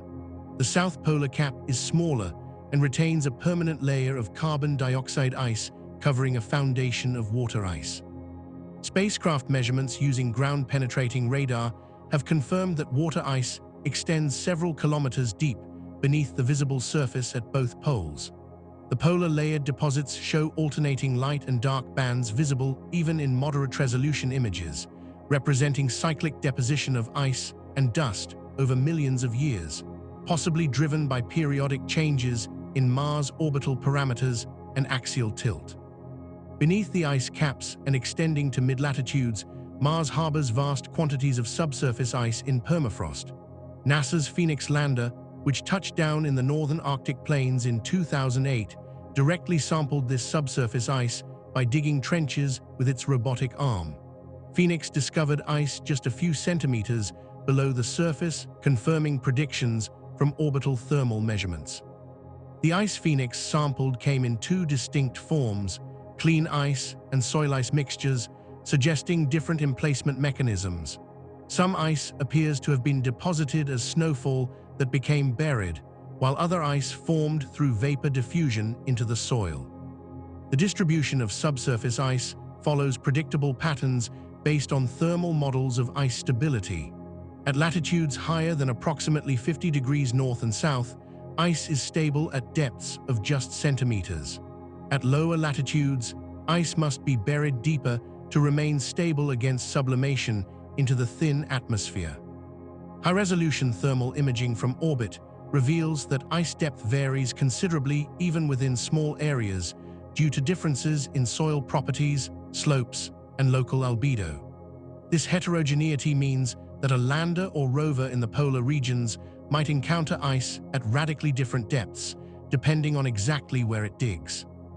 From the towering walls of Valles Marineris to the frost-covered polar plains, from ancient impact basins to mineral deposits that record changing chemical environments, Mars' surface features tell an interconnected story of tectonic forces, water activity, volcanic eruptions, and climate change spanning 4.5 billion years. Every canyon, crater, and mineral deposit adds another piece to the puzzle of how Mars evolved from a warm, wet world to the frozen desert it is today. The Amazonian period, modern Mars. 3 billion years ago, Mars entered the Amazonian period, the current geological epoch that continues to this day. This immense span of time, equal to 2/3 of Mars' entire existence, has witnessed a planet seemingly frozen in time, yet still geologically and meteorologically active in subtle ways. The Amazonian is named after Amazonas planitia, a smooth plain in Mars' northern hemisphere characterized by very few impact craters, indicating a relatively young surface. During the Amazonian, Mars has existed in essentially its modern configuration. A cold, dry world with a thin atmosphere, limited volcanic activity, no surface water, and a climate dominated by seasonal cycles of carbon dioxide condensation and sublimation at the poles. The transition from the Hesperian to the Amazonian was not marked by any single catastrophic event, but rather by the gradual waning of the processes that had shaped earlier Mars. Volcanic activity declined significantly, though it never completely stopped. The catastrophic outflow events that carved massive channels during the Hesperian became less frequent and eventually ceased as subsurface water and ice deposits were depleted or became too deeply buried to reach the surface. The atmosphere stabilized at its current low pressure, having lost most of what it would lose to solar wind stripping and chemical sequestration into surface minerals. Surface temperatures dropped to their present mean of -60 degrees Celsius, cold enough that liquid water became unstable except under the most transient and localized conditions. Yet Amazonian Mars is not entirely static. Geological mapping reveals that volcanic eruptions have occurred sporadically throughout the Amazonian period, continuing into geologically recent times. Crater counting studies of the youngest volcanic flows on Olympus Mons and other Tharsis volcanoes indicate that lava erupted as recently as 100 to 200 million years ago. Some volcanic features in the Elysium region may be even younger, possibly only a few million years old. The youngest Martian meteorites found on Earth, which were blasted off Mars by asteroid impacts and later fell to Earth, have crystallization ages of approximately 165 to 170 million years, providing independent confirmation that volcanism continued well into the Amazonian. These recent volcanic eruptions were not small events. Some of the lava flows emplaced during the late Amazonian extend for hundreds of kilometers and cover thousands of square kilometers. However, compared to the immense volcanic activity of the Hesperian period, when vast plains were resurfaced and the Tharsis volcanoes grew to their enormous sizes, Amazonian volcanism represents only sporadic bursts from a cooling planet whose internal heat engine has substantially wound down. The spacing between eruptions has increased, with millions or tens of millions of years passing between major volcanic events. The Amazonian atmosphere is remarkably thin compared to the Noachian atmosphere that once shrouded Mars. Surface pressure averages only 6 millibars, less than 1% of Earth's sea level pressure. This pressure is right at the triple point of water, the specific combination of temperature and pressure where water can exist as solid ice, liquid water, or vapor, depending on temperature. At most locations on Mars most of the time, the atmosphere is too thin to allow liquid water. Water ice sublimates directly to vapor without passing through a liquid phase, and any liquid water that somehow formed would rapidly boil away or freeze. The atmosphere's composition during the Amazonian has remained remarkably stable, consisting of 95.3% carbon dioxide, 2.7% nitrogen, 1.6% argon, and trace amounts of oxygen, carbon monoxide, water vapor, and other gases. This composition differs dramatically from Earth's nitrogen-oxygen atmosphere and reflects the different evolutionary paths the two planets took. Mars' low gravity, lack of magnetic field, and distance from the Sun meant it could not hold onto lighter gases like hydrogen and helium, and the solar wind preferentially stripped away lighter elements over billions of years, leaving behind the heavier carbon dioxide as the dominant component. Despite the thin atmosphere, Amazonian Mars experiences weather and climate patterns. The most dramatic meteorological events are dust storms. Mars is famous, or perhaps infamous, for its dust storms that can grow to engulf the entire planet. These planet-encircling dust events occur roughly once every 3 to 4 Martian years on average, though the timing is irregular and not every Martian year produces a global storm. Regional dust storms, those covering areas smaller than a hemisphere, occur more frequently, sometimes multiple times per Martian year. The mechanism behind dust storm formation and growth involves a feedback loop between dust, atmospheric heating, and wind. Dust suspended in the atmosphere absorbs sunlight, heating the surrounding air. This heating creates temperature gradients that drive winds. Stronger winds lift more dust from the surface, which heats the atmosphere further, creating even stronger winds, which lift even more dust. Once this positive feedback loop begins, a dust storm can grow exponentially, expanding from a regional storm to a global event in a matter of weeks. Recent research in 2024 has provided new insights into predicting when and why some regional storms become planet-encircling while others dissipate. The study examined factors including the timing within the Martian year, the initial location of the storm, atmospheric temperature profiles, and the amount of dust already present in the atmosphere before the storm began. Scientists found that storms are most likely to go global during southern hemisphere spring and summer when Mars is nearest the Sun in its elliptical orbit. During this period, Mars receives about 40% more solar energy than at aphelion, the farthest point in its orbit, providing extra energy to drive atmospheric circulation. The 2001 global dust storm, one of the most intensively studied, began in late June 2001 in the Hellas Basin region. Within weeks, dust had spread across the entire planet. The 2007 global storm followed a similar pattern, beginning in the southern highlands and expanding globally over the course of several weeks. Most famously, the 2018 global dust storm, which began in late May and reached global proportions by mid-June, ended the mission of NASA's Opportunity rover. Opportunity, which had been exploring Mars since January 2004, found itself engulfed in darkness as dust blocked out the Sun. Unable to recharge its solar panels, the rover entered a low-power hibernation mode on June 10, 2018, and never responded to subsequent contact attempts. The 2018 storm provided an unprecedented opportunity for scientific study because multiple spacecraft were observing Mars from orbit, while rovers on the surface provided ground truth.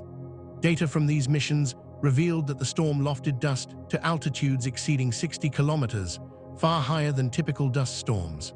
The increased heating from suspended dust drove atmospheric temperatures up by 30 to 40 degrees Celsius in some regions.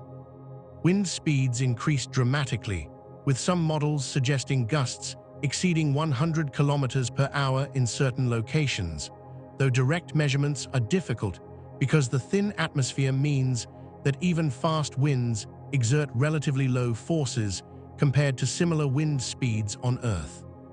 One of the most intriguing discoveries about Amazonian Mars is recurring slope lineae, abbreviated as RSL. These are narrow, dark streaks that appear on steep slopes during warm seasons, lengthen over periods of weeks to months, and then fade during colder seasons. RSL were first identified in 2011 in images from the High-Resolution Imaging Science Experiment camera on the Mars Reconnaissance Orbiter. Since then, thousands of individual RSL have been identified at hundreds of sites across Mars, primarily at latitudes between 30 degrees north and 50 degrees south. The characteristics of RSL suggest they involve some form of volatile substance, meaning something that can change between solid, liquid, and gas at Martian temperatures. The streaks preferentially form on sun-facing slopes where temperatures are warmest. They lengthen during local summer and fade during winter. Their growth rate, typically several meters per Martian day when active, is consistent with a wet flow rather than a dry avalanche. Spectroscopic analysis of RSL sites has detected hydrated salts, specifically perchlorates, which are salts that absorb water from the atmosphere and lower the freezing point of water, potentially allowing briny liquid water to exist at temperatures well below 0 degrees Celsius. The origin of the water or brine that might form RSL has been debated. Early hypotheses suggested melting of shallow subsurface ice or deliquescence of salts absorbing atmospheric water vapor. However, a 2019 study proposed that RSL could be fed by deep groundwater. According to this model, pressurized aquifers located kilometers beneath the surface leak water upward along fractures in the rock. The water becomes briny by dissolving salts as it travels through the crust, allowing it to remain liquid despite cold temperatures. When this brine reaches the surface on steep slopes, it darkens the soil and forms the distinctive streaks we observe. The deep groundwater hypothesis is supported by several lines of evidence. RSL occur in craters and canyons where the terrain has been excavated deeply, potentially exposing fractures that connect to deep aquifers. The streaks continue forming throughout most of the Martian year at some locations, up to 74% of the year in Valles Marineris, which is difficult to explain if they depend on seasonal melting of shallow ice, but is consistent with a perennial groundwater source. The spectral signatures of hydrated salts match what would be expected from water that has circulated through crustal rocks and dissolved minerals. If RSL do represent locations where groundwater reaches the surface, they would be exceptionally important for astrobiology. Subsurface environments are considered among the most likely places where life could persist on modern Mars, protected from surface radiation and supplied with liquid water. RSL sites would be rare windows into these subsurface habitable zones. However, RSL remain controversial, and not all scientists are convinced that liquid water is involved.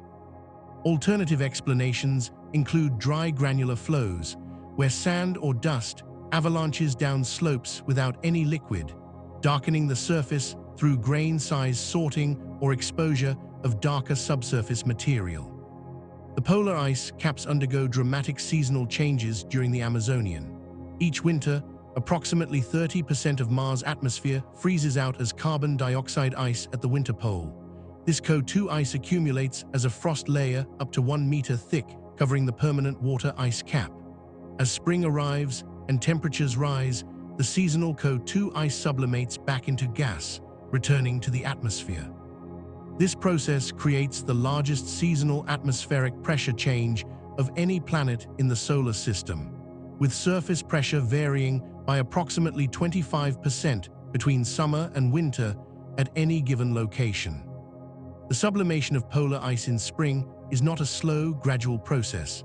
In some areas, sunlight penetrates through translucent ice to the darker surface below, heating the ground. The warmed ground heats the overlying ice from below, causing it to sublimate from the bottom rather than the top. Carbon dioxide gas builds up pressure beneath the ice, and when the pressure becomes sufficient, the gas erupts through the ice layer, carrying dust and sand upward. These geyser-like eruptions create dark fans and spots on the ice surface visible in spring images of the polar regions. Throughout the Amazonian period, Mars has been a world in cold storage, its warmer, wetter past preserved in geological features, while its present is defined by ice, dust, and thin air. Yet even this frozen world retains hints of activity: recent volcanic flows, subsurface ice, possible groundwater seepage, seasonal ice caps that grow and shrink, and dust storms that periodically envelope the planet. The Amazonian Mars we observe today is simultaneously an archive of planetary history and an active world still responding to its internal heat, solar energy, and orbital dynamics. Understanding this modern Mars is crucial not just for reconstructing the past, but also for planning future exploration, including human missions that must contend with dust storms, thin atmosphere, cold temperatures, and limited water resources.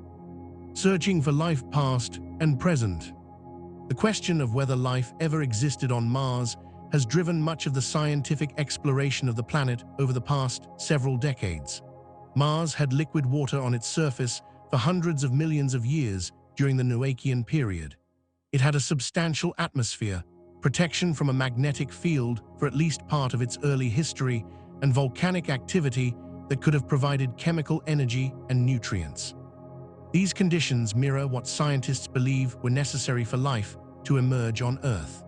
Earth's oldest confirmed fossils date to approximately 3.5 billion years ago, and evidence suggests life may have originated as early as 4 to 4.3 billion years ago.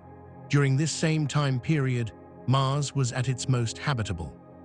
If life did arise on Mars, the planet would have offered hundreds of millions of years for that life to develop, adapt, and potentially diversify before conditions deteriorated. Recent NASA-funded research concluded that Mars could have supported life for much longer than previously estimated, extending the potentially habitable period well into the late Noachian and possibly into the early Hesperian.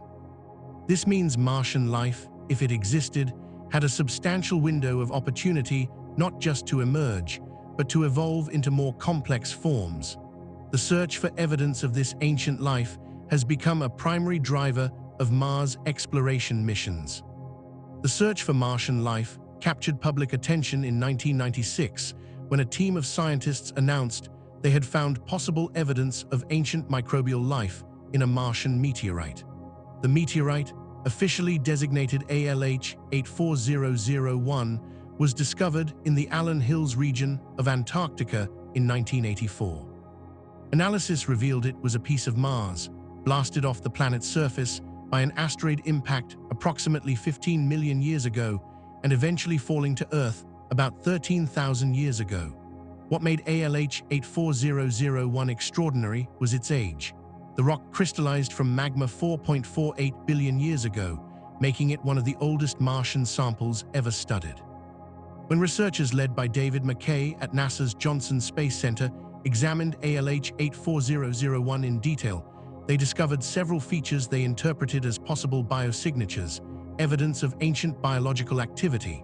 First, the meteorite contained small carbonate globules, mineral formations that on Earth often form in the presence of water.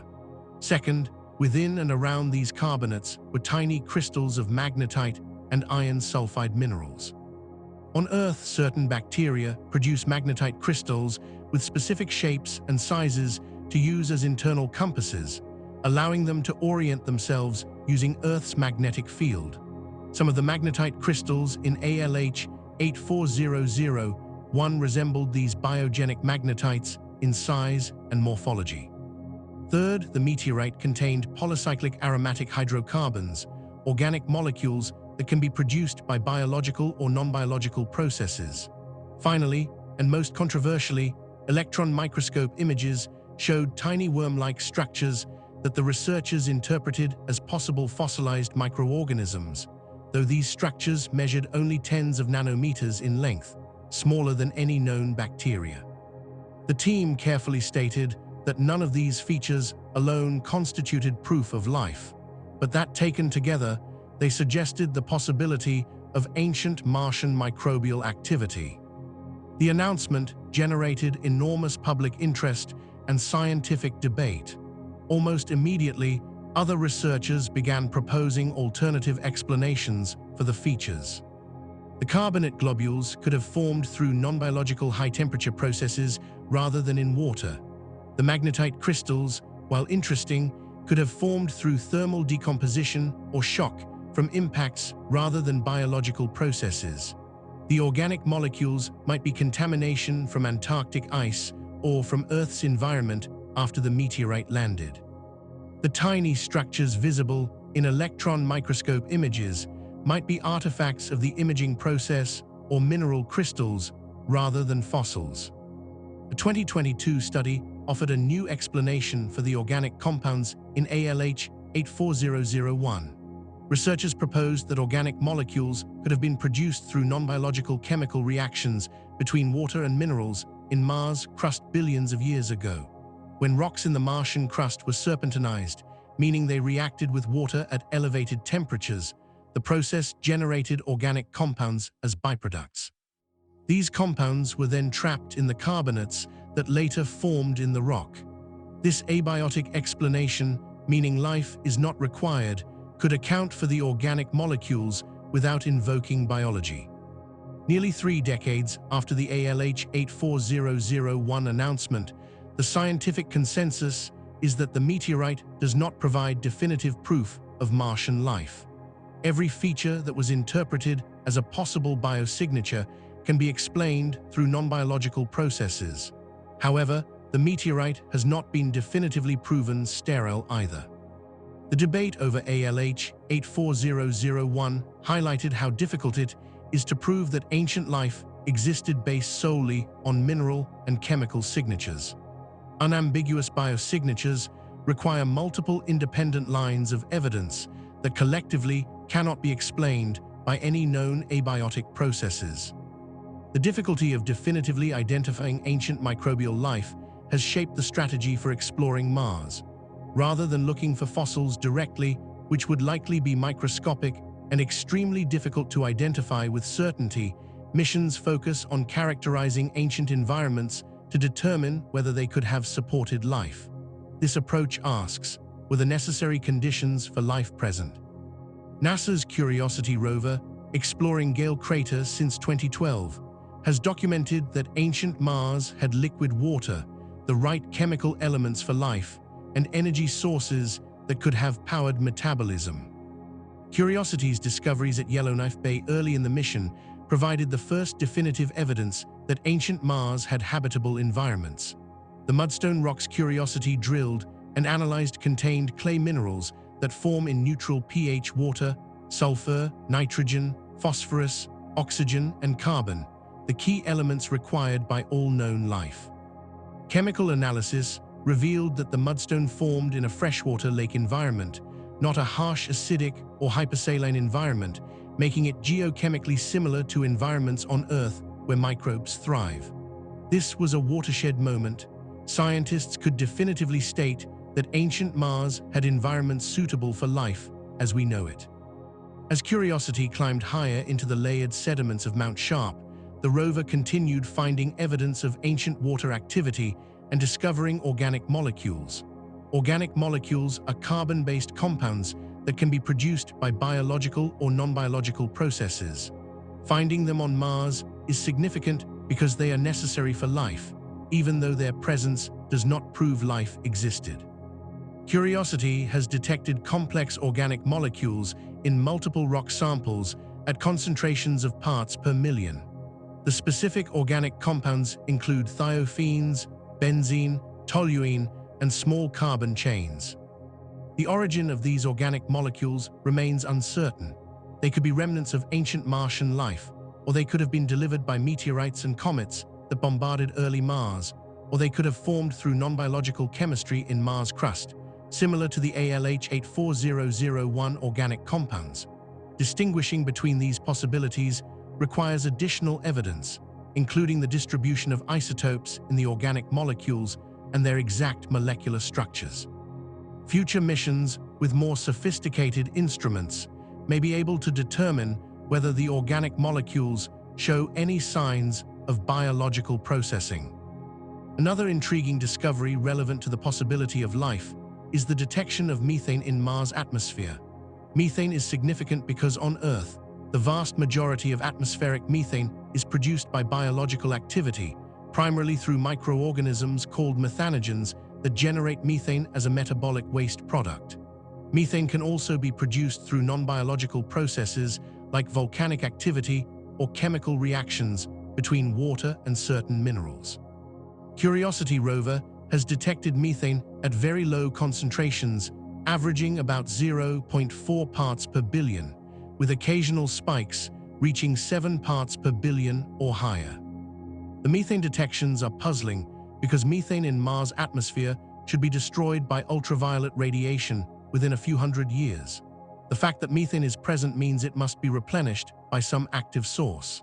The episodic nature of the methane, with concentrations varying over time, suggests the source releases methane intermittently, or that atmospheric circulation patterns periodically bring methane-rich air to the measurement location.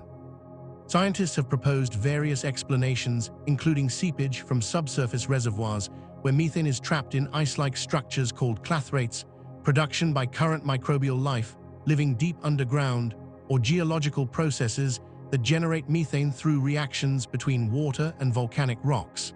Orbital measurements have not yet pinpointed specific locations where methane is being released, making it difficult to determine the source. Perchlorates, chlorine-based salts, are abundant in Martian soil and were first detected by the Phoenix lander in 2008. These salts are significant for astrobiology for multiple reasons. First, perchlorates are highly hygroscopic, meaning they absorb water from the atmosphere. When perchlorates absorb enough water, they form brines that remain liquid at temperatures well below 0 degrees Celsius.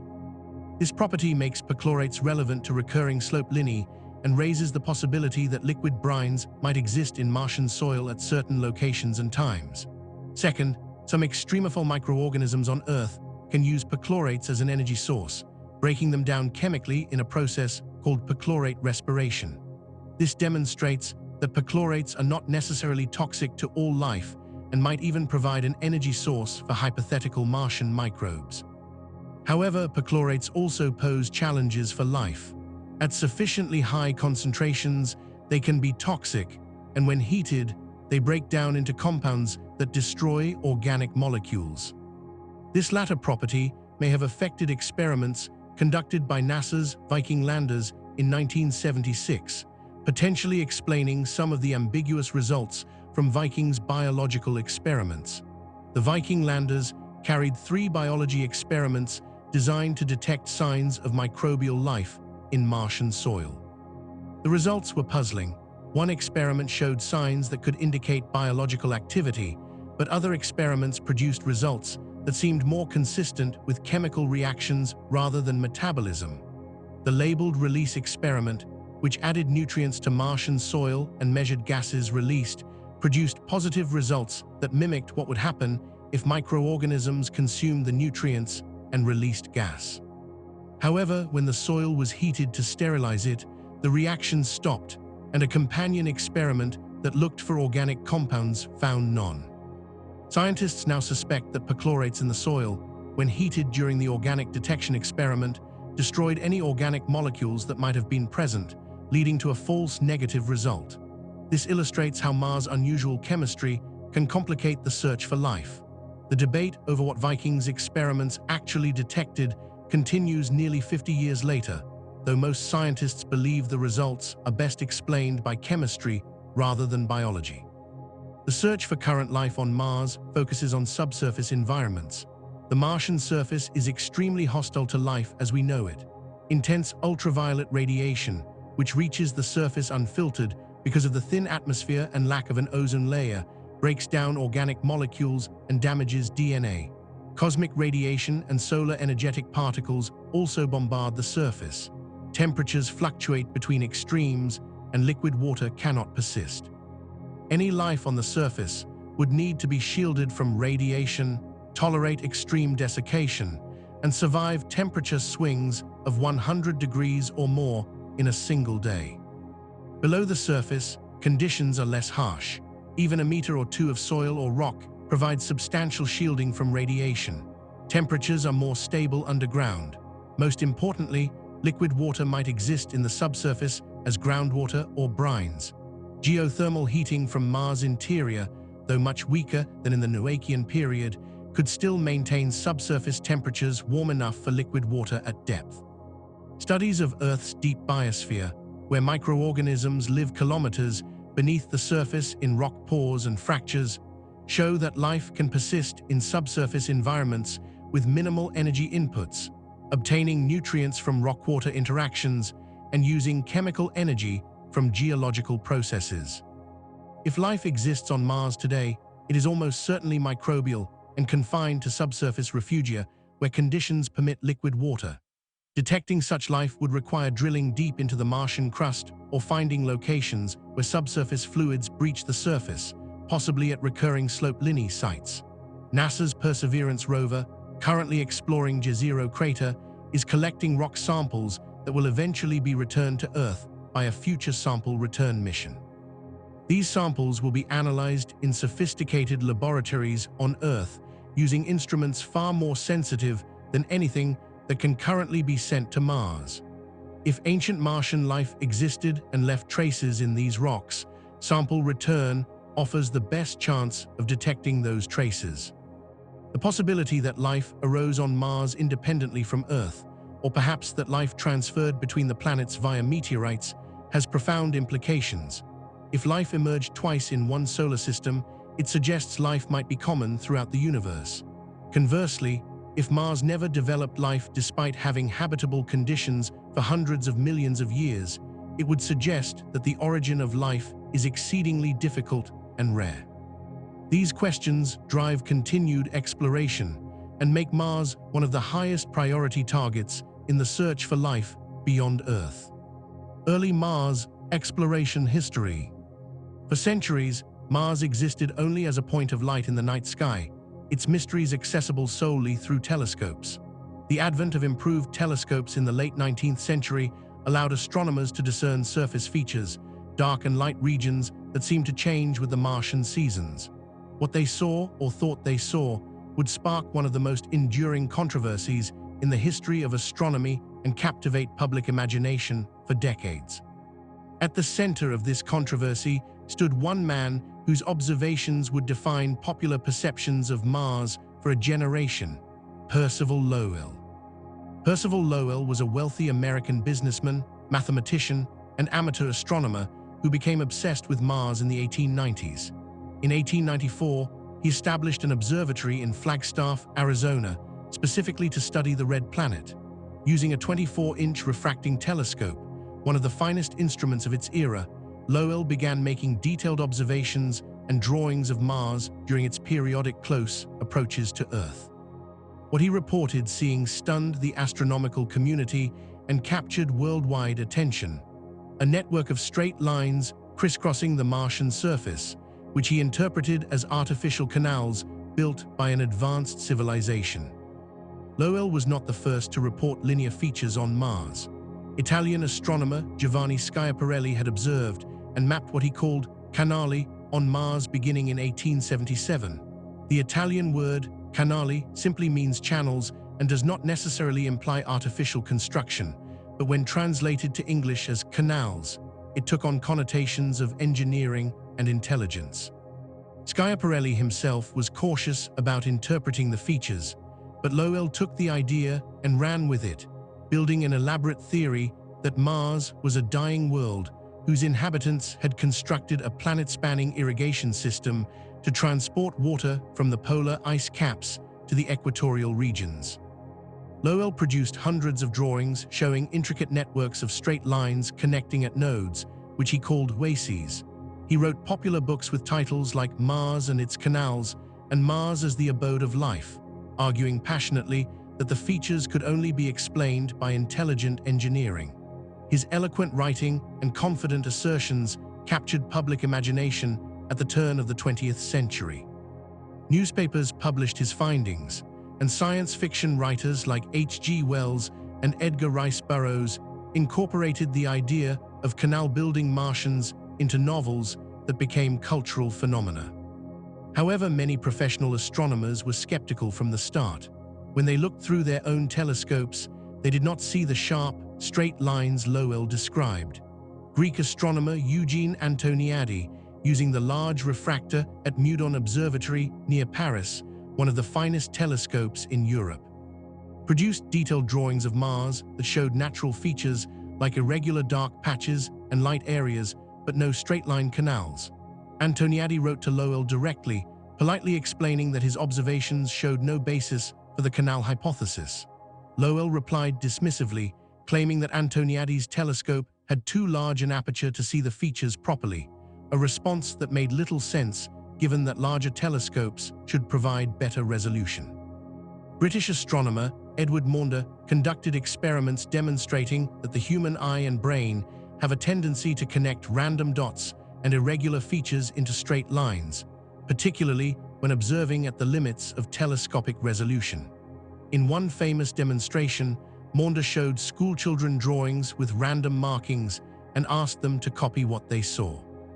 Many children drew straight lines connecting the random features, demonstrating that the canals could be an optical illusion created by the brain's pattern recognition systems trying to make sense of barely visible details. By the 1920s and 1930s, the canal controversy had largely been settled within the scientific community. Improved photographic techniques and larger telescopes showed that Mars' surface features were irregular and natural-looking, not geometric. Photographs taken at Mount Wilson Observatory in California were particularly damning, showing the Martian surface in unprecedented detail with no trace of straight-line canals. The consensus emerged that Lowell and those who supported him had been victims of a combination of poor seeing conditions, the limits of their instruments, and the psychological phenomenon of pareidolia, the tendency to perceive meaningful patterns in random or vague stimuli. Nevertheless, the idea of an inhabited Mars persisted in popular culture well into the space age. When NASA's Mariner program began planning missions to Mars in the early 1960s, many people still harbored hopes that the spacecraft might find evidence of life, if not civilizations, then at least vegetation or simple organisms. The reality revealed by the first successful Mars mission would dash those hopes and fundamentally reshape our understanding of the Red Planet. Mariner 4 launched from Cape Canaveral on November 28, 1964, beginning a 7.5-month journey to Mars. The spacecraft was relatively small, weighing only 575 pounds including fuel, and carried a suite of scientific instruments designed to study Mars during a flyby. The primary instrument was a television camera system designed to capture close-up images of the Martian surface, the first ever obtained.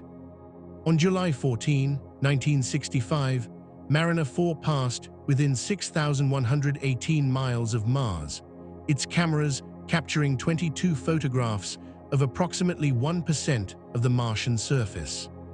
The process of receiving these images was painfully slow by modern standards. Data transmission rates from interplanetary distances were measured in bits per second, and each image took hours to transmit. Engineers and scientists at NASA's Jet Propulsion Laboratory were so eager to see the results that they colored in printouts by hand as the numbers came in, creating crude but recognizable images long before the official computer-processed pictures were ready. What those images revealed was shocking. Mars was not the verdant world of speculation or even the ancient, canal-carved civilization Lowell had envisioned. The first image, transmitted on July 15, 1965, from a distance of 7,829 miles, showed a 94-mile diameter crater. Subsequent images revealed more craters and still more craters. The Martian surface resembled Earth's moon, heavily cratered and apparently dead, with no signs of canals, vegetation, or any feature suggestive of life. The depiction was of a cratered, ancient, inactive world, and it largely changed the scientific community's view of Mars overnight. The psychological impact of Mariner 4's images was profound. In the words of one Reddit discussion from 2022 reflecting on the mission, in 1965, 4 years before the moon landing, the Mariner 4 Mars flyby crushed fantasies but began Mars exploration. Many hoped for pictures of life, but instead got a dead, cratered moon-like surface. The romantic notion of Mars as a sister world to Earth, potentially harboring life or even intelligence, seemed to evaporate in the harsh light of scientific data. Mars was revealed as a harsh, inhospitable desert world that bore more resemblance to our lifeless moon than to our living Earth. Beyond the camera images, Mariner 4 conducted a radio occultation experiment as it passed behind Mars as seen from Earth.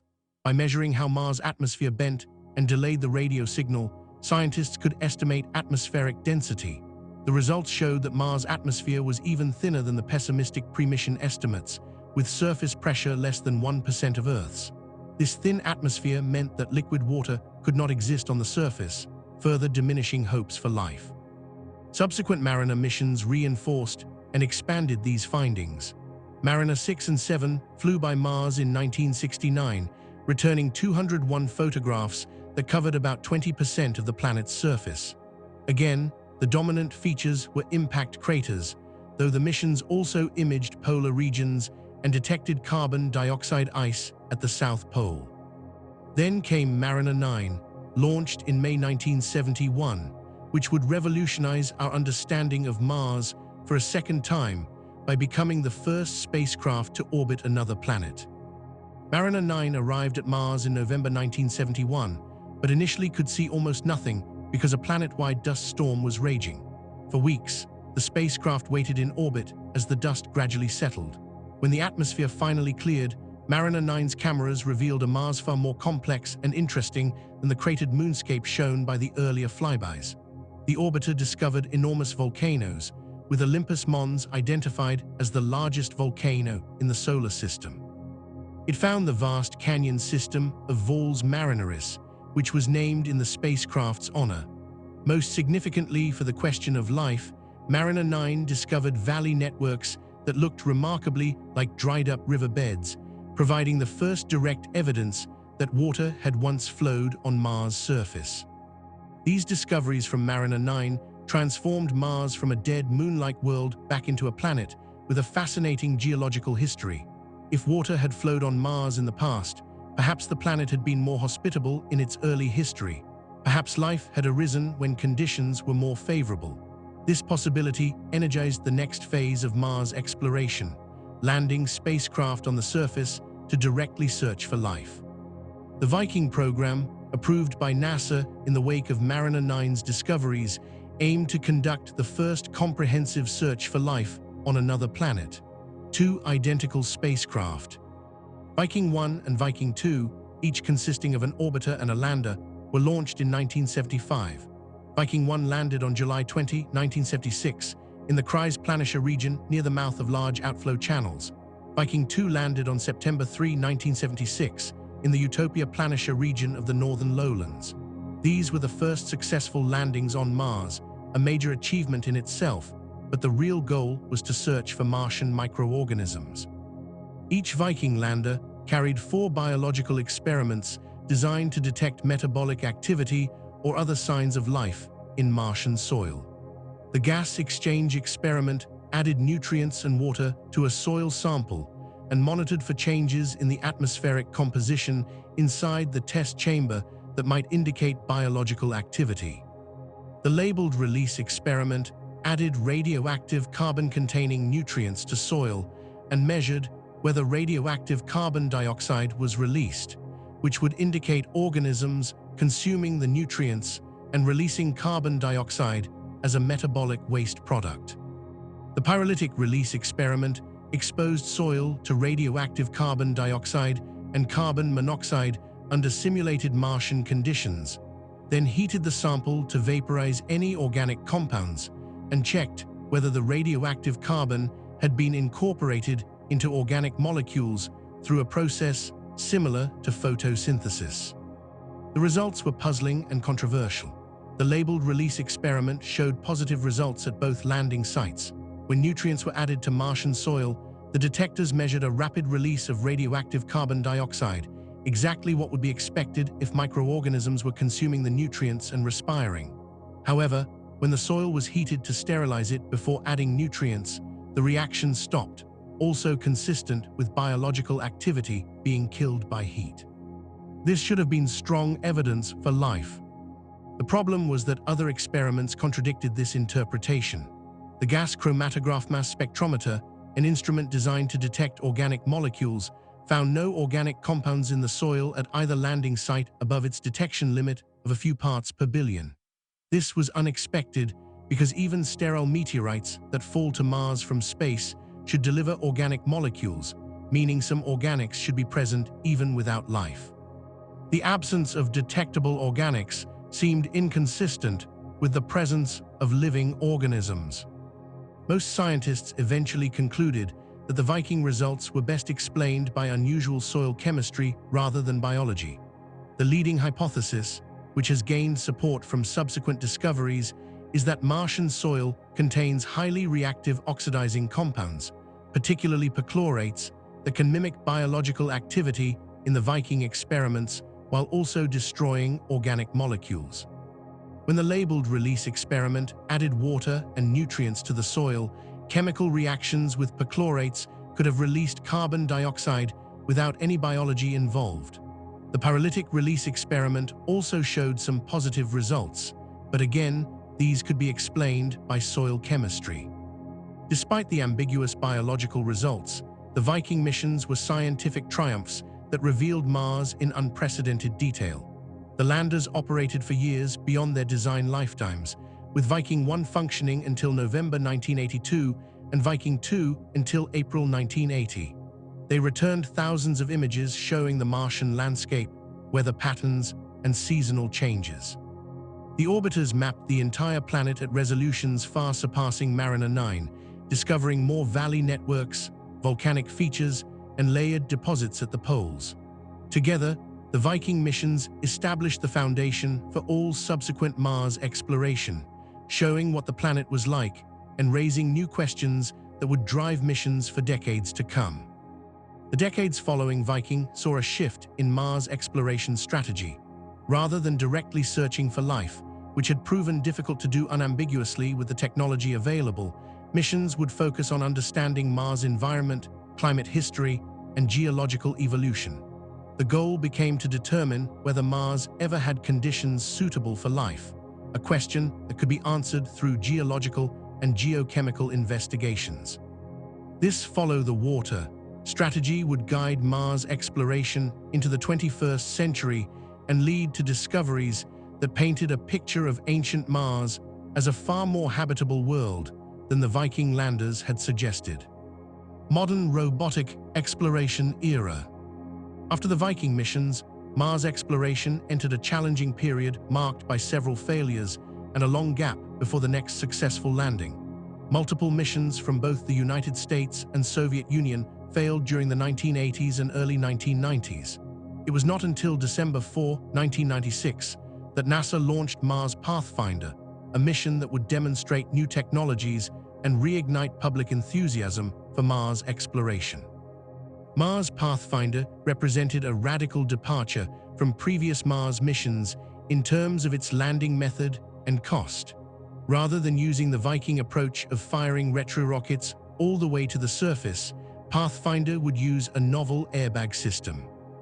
As the spacecraft descended through the atmosphere on a parachute, solid rocket motors would fire just before impact to slow it down. Then the lander, encased in protective airbags, would drop to the surface and bounce multiple times before rolling to a stop. This innovative approach was lighter and potentially less expensive than traditional landing methods. Pathfinder landed successfully on July 4, 1997, in an ancient outflow channel called Ares Valles. The landing site was chosen specifically because flood deposits should contain a diversity of rock types carried from different regions upstream, providing geological samples from multiple areas. The mission carried a small rover named Sojourner, about the size of a microwave oven, weighing only 23 pounds. Sojourner became the first rover to operate on Mars. Although primitive by the standards of later rovers, Sojourner demonstrated that mobile exploration of Mars was possible. The rover moved slowly, capable of speeds up to 1 centimeter per second, and traveled a total of about 100 meters during its mission. It carried an alpha proton X-ray spectrometer that could determine the elemental composition of rocks and soil, and several cameras that returned images to Earth via the lander. Sojourner's images of rounded pebbles and cobbles provided evidence that liquid water had once flowed through the landing area, consistent with the outflow channel interpretation. The mission was designed to last 7 Martian days, called sols, but exceeded its planned lifetime by more than tenfold, continuing to operate for 83 sols until September 27, 1997, when contact was lost. Pathfinder and Sojourner captured public imagination in ways that Viking had not, partly because the mission coincided with the growth of the internet, allowing people to follow the mission in near real time online. The mission's website received hundreds of millions of hits, making it one of the most popular internet events of its time. Concurrent with surface exploration, orbital missions were providing global context. Mars Global Surveyor, launched in 1996, entered Mars orbit in 1997 and operated until 2006, mapping the entire planet at resolutions of 1.5 meters per pixel. The spacecraft's Mars Orbiter camera returned over 240,000 images that revealed Mars in stunning detail. Mars Global Surveyor discovered gully features on crater walls that appeared to have been carved by flowing water in geologically recent times, raising the possibility that liquid water might occasionally reach the surface even today under special circumstances. The spacecraft also carried a laser altimeter that measured the planet's topography with unprecedented precision, revealing the full extent of the dichotomy between northern lowlands and southern highlands, and mapping the depths of canyons and heights of volcanoes. A magnetometer detected the remnant magnetic fields in ancient crustal rocks, providing evidence that Mars once had a global magnetic field. These discoveries from Mars Global Surveyor shaped our understanding of Mars' geological evolution and ancient climate. The next major surface mission came in 2004 when NASA landed twin rovers, Spirit and Opportunity, at opposite sides of Mars. These rovers were far more capable than Sojourner, each weighing about 400 pounds and carrying sophisticated scientific instruments including panoramic cameras, microscopic imagers, and spectrometers that could analyze rock mineralogy. The mission was designed to last 90 Martian days, but both rovers far exceeded their design lifetimes. With Spirit operating until 2010 and Opportunity until 2018. Spirit landed in Gusev crater on January 3, 2004. The crater was thought to be the site of an ancient lake because valley systems appeared to empty into it, but Spirit's initial traverse across smooth volcanic plains found no evidence of lake sediments. It was not until the rover reached the Columbia Hills that Spirit discovered rocks altered by water. Analysis revealed sulfate minerals and silica deposits that form in hydrothermal environments, suggesting that hot springs or fumaroles once existed in the area. Spirit continued exploring until it became stuck in soft soil in 2009 and eventually ceased communications in March 2010, having traveled 4.8 miles. Opportunity landed in Meridiani Planum on January 24, 2004, and made significant discoveries within weeks of landing. The rover found itself on a plain scattered with small round pebbles nicknamed blueberries that turned out to be concretions of hematite, an iron oxide mineral that typically forms in water. The bedrock at Opportunity's landing site contained fine laminations and crossbedding patterns characteristic of sediments deposited in flowing water. Chemical analysis revealed the mineral jarosite, a sulfate that contains water in its crystal structure and forms in acidic water. These discoveries provided the first definitive evidence that liquid water had not just flowed across Mars' surface, but had persisted long enough to deposit sedimentary rocks. The blueberries were concretions that formed when minerals precipitated from groundwater over extended periods. The sedimentary structures indicated that Meridiani Planum had been the site of either a shallow sea or playa lake system billions of years ago. Opportunity continued exploring for 14.5 years, far surpassing all expectations. The rover drove 28 miles, a marathon distance on another planet, visiting craters and examining rocks that documented different periods of Martian history. Opportunity discovered evidence that some ancient waters on Mars had been chemically neutral rather than acidic, making them more favorable for life. The mission finally ended in June 2018 when a global dust storm blocked sunlight from reaching the rover's solar panels, depleting its batteries. In 2008, NASA's Phoenix lander touched down in the northern Arctic plains of Mars, becoming the first spacecraft to land near a Martian pole. Phoenix was specifically designed to study water ice in the Martian soil. The lander's robotic arm dug trenches and directly exposed subsurface ice just centimeters below the surface, confirming that vast amounts of water ice are buried in the polar regions. Phoenix also detected perchlorates in the soil and analyzed atmospheric dynamics in the polar region. The mission operated for 157 sols before polar winter darkness and cold-ended communications. NASA's Mars Science Laboratory mission, carrying the Curiosity rover, launched in November 2011 and landed in Gale Crater on August 6, 2012. Curiosity represented a major advance in size and capability, weighing 1,982 pounds, about the size of a small car.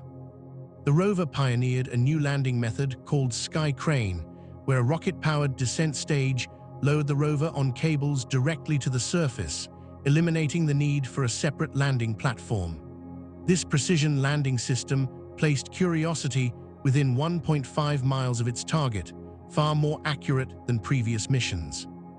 Gale Crater was chosen as the landing site because it contains Mount Sharp, a layered mountain rising 3.4 miles above the crater floor. The layers in Mount Sharp represent billions of years of Mars' geological history, with older rocks at the bottom and progressively younger rocks toward the top. By driving up Mount Sharp and analyzing rocks at different levels, Curiosity could study how Mars' environment changed over time. Curiosity's first major discovery came at Yellowknife Bay, a location near the landing site where the rover found ancient mudstone deposited in a lake environment. This mudstone contained clay minerals, sulfates, nitrates, and evidence of neutral pH water, all favorable conditions for life. The discovery that ancient Gale Crater contained a long-lived lake marked a watershed moment. Scientists could definitively state that Mars once had habitable environments. As Curiosity climbed higher into Mount Sharp, the rover continued making discoveries. In 2018, the rover detected organic molecules including thiophenes, benzene, toluene, and small carbon chains in rocks dating to 3.5 billion years ago. While these molecules do not prove life existed, they show that Mars preserved organic compounds over billions of years. In 2025, Curiosity detected the largest organic molecules ever found on Mars, including long-chain hydrocarbons like decane, undecane, and dodecane in a 3.7 billion-year-old rock sample. These compounds might be remnants of fatty acids, which are building blocks of life, though they can also form through non-biological processes. The discovery that Gale Crater was filled with water-deposited sediments at least 75 to 200 meters deep indicates that the lake existed for between 10,000 years and 10 million years, possibly much longer when considering the complete stratigraphic sequence. This persistence of liquid water far exceeded previous estimates and extended the period when Mars could have supported life. As NASA scientist Daniel Glavin stated, there is evidence that liquid water existed in Gale Crater for millions of years and probably much longer, which means there was enough time for life-forming chemistry to happen in these crater lake environments on Mars. NASA's InSight lander arrived on Mars on November 26, 2018, with a completely different mission from previous landers. Rather than searching for water or life, InSight was designed to study Mars' interior structure using seismology. The lander deployed a seismometer directly on the Martian surface, the first seismometer ever placed on another planet. InSight detected over 1,300 marsquarks during its mission, ranging from barely detectable tremors to magnitude 5 events. By analyzing how seismic waves from marsquarks traveled through the planet, scientists could deduce Mars' internal structure. The seismic data revealed that Mars has a liquid outer core with a radius of approximately 1,830 to 1,860 kilometers, larger than expected. The large core size has implications for why Mars' dynamo shut down billions of years ago. The data also provided information about the thickness of Mars' crust, which averages about 24 to 72 kilometers depending on the model used, with significant variations between the northern lowlands and southern highlands. InSight's seismometer was extraordinarily sensitive, capable of detecting seismic waves from Mars quarks occurring on the opposite side of the planet. However, Mars proved eerily quiet compared to Earth, with the largest Mars quarks equivalent to only magnitude 5 earthquakes. Such quakes would barely be felt by people standing on the surface unless they were within a few miles of the epicenter. Yet this seismic stillness actually helped in sight because there was less background noise interfering with detections. The mission ended in December 2022 when dust accumulation on the lander's solar panels reduced power to insufficient levels. The discoveries from these robotic explorers transformed our understanding of Mars from the cratered, apparently lifeless world revealed by Mariner 4 to complex planet with a fascinating history of water, diverse geology, and potentially habitable ancient environments. Each mission built on the discoveries of its predecessors, gradually revealing that Mars was once a world with flowing rivers, lakes that persisted for millions of years, and chemical conditions favorable for life. These findings set the stage for the next generation of exploration, focused explicitly on searching for signs of ancient life. Perseverance and current exploration. On February 18, 2021, NASA's Perseverance rover landed in Jezero crater, Mars, beginning the most ambitious search for ancient life ever conducted on another planet.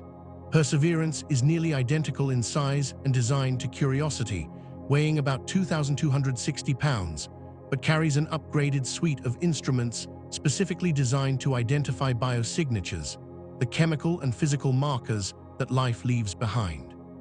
The mission represents a new phase in Mars exploration, explicitly focused on astrobiology rather than just characterizing ancient environments. Jezero crater was selected as the landing site after years of debate within the scientific community. The crater, located just north of the Martian equator, measures approximately 28 miles in diameter and contains one of the best preserved river deltas on Mars. Orbital images show clear evidence of ancient channels that once carried water into the crater, depositing sediments that built up the delta structure over time. Scientists estimate that the lake that filled Jezero existed approximately 3.5 to 3.8 billion years ago, during Mars' Noachian to Hesperian transition period when liquid water was still relatively common. River deltas are prime targets for astrobiology because they efficiently concentrate and preserve organic materials. On Earth, deltas trap organic matter from upstream, creating organic-rich sediments that can fossilize microorganisms and biomolecules. If life existed in the rivers and lakes of ancient Mars, Jezero's delta deposits offer one of the best chances of finding preserved evidence. The crater floor also contains carbonate minerals and clays detected from orbit, both of which form in water and can preserve organic compounds over billions of years. Perseverance carried something unprecedented in planetary exploration, a small helicopter named Ingenuity. Ingenuity was designed as a technology demonstration to prove that powered flight is possible in Mars' thin atmosphere, which has a density only about 1% of Earth's atmosphere at sea level. The helicopter weighs just 4 pounds, with counter-rotating rotor blades spanning 4 feet that spin at approximately 2,400 revolutions per minute, about 5 times faster than helicopter rotors on Earth. On April 3, 2021, Perseverance deployed Ingenuity onto the Martian surface, and the rover drove about 330 feet away to provide a safe flying zone. On April 19, 2021, Ingenuity made its first flight, ascending to 10 feet and hovering for 39 seconds before landing. This 39-second flight marked a historic first, powered, controlled flight on another planet. The achievement was compared to the Wright brothers' first flight at Kitty Hawk in 1903, demonstrating that a new form of exploration was possible. Ingenuity was designed for only 5 flights as a technology demonstration, but the helicopter performed so well that NASA extended its mission. Subsequent flights pushed the helicopter's capabilities, with Flight 5 on May 7, 2021, serving as a one-way trip to a new location 423 feet away from the rover. Flight 6 on May 22, 2021, covered a record 215 meters and transmitted color stereo imagery of scientifically interesting sites, demonstrating the value of aerial reconnaissance. Ingenuity experienced its first in-flight anomaly during this flight, suffering timing issues that caused unwanted pitching and rolling, but the helicopter compensated and landed safely. By early 2024, Ingenuity had completed 72 flights, traveling a total of more than 10 miles and staying aloft for over 2 hours of total flight time. The helicopter served as a scout for Perseverance, surveying terrain ahead of the rover and identifying scientifically interesting targets. As Ken Farley, project scientist for Perseverance, explained, the ability to fly the helicopter out into terrain that the rover cannot possibly traverse and bring back scientific data is extremely important for future missions that could combine a rover with a reconnaissance helicopter. Ingenuity's mission ended in January 2024 when the helicopter suffered rotor blade damage during landing and could no longer fly. Meanwhile, Perseverance focused on its primary science objectives, exploring the delta, analyzing rocks for signs of ancient life, and collecting samples for eventual return to Earth. The rover carries 7 scientific instruments. PIXL, the planetary instrument for X-ray lithochemistry, can analyze the fine-scale elemental composition of rocks. SHEILOC, scanning habitable environments with Raman and luminescence for organics and chemicals, uses ultraviolet lasers to detect organic molecules and minerals. SuperCam fires laser pulses at rocks from up to 20 feet away, analyzing the vaporized material to determine composition. MOXIE, the Mars Oxygen In Situ Resource Utilization Experiment, extracts oxygen from Mars' carbon dioxide atmosphere, demonstrating technology that could produce breathable air and rocket propellant for future human missions. Perhaps most importantly, Perseverance carries a sophisticated sample caching system. The rover drills into rocks, extracts cylindrical cores about ½ an inch in diameter and 2 inches long, and seals these cores into pristine sample tubes. These tubes are then stored inside the rover until they can be deposited at designated locations on the Martian surface. The plan is for a future Mars sample return mission to land near these cached samples, collect them, and launch them into Mars orbit, where another spacecraft would retrieve them and carry them back to Earth. As of 2025, Perseverance has collected over 20 samples from various locations in and around Jezero crater. The rover explored the crater floor first, finding igneous rocks that formed from volcanic lava or magma. These rocks showed signs of alteration by water, with minerals like carbonates and sulfates indicating interaction with liquid water in the past. Perseverance then drove to the delta front and began climbing into the ancient sedimentary deposits. The delta deposits proved to be exactly what scientists hoped: fine-grained sedimentary rocks formed from materials transporting by the ancient river. Some rocks contained sand-sized grains characteristic of river sediments. Others showed mudstone textures indicating deposition in still water. The rover detected organic molecules in several delta samples, though as with Curiosity's discoveries, the presence of organics does not prove life existed.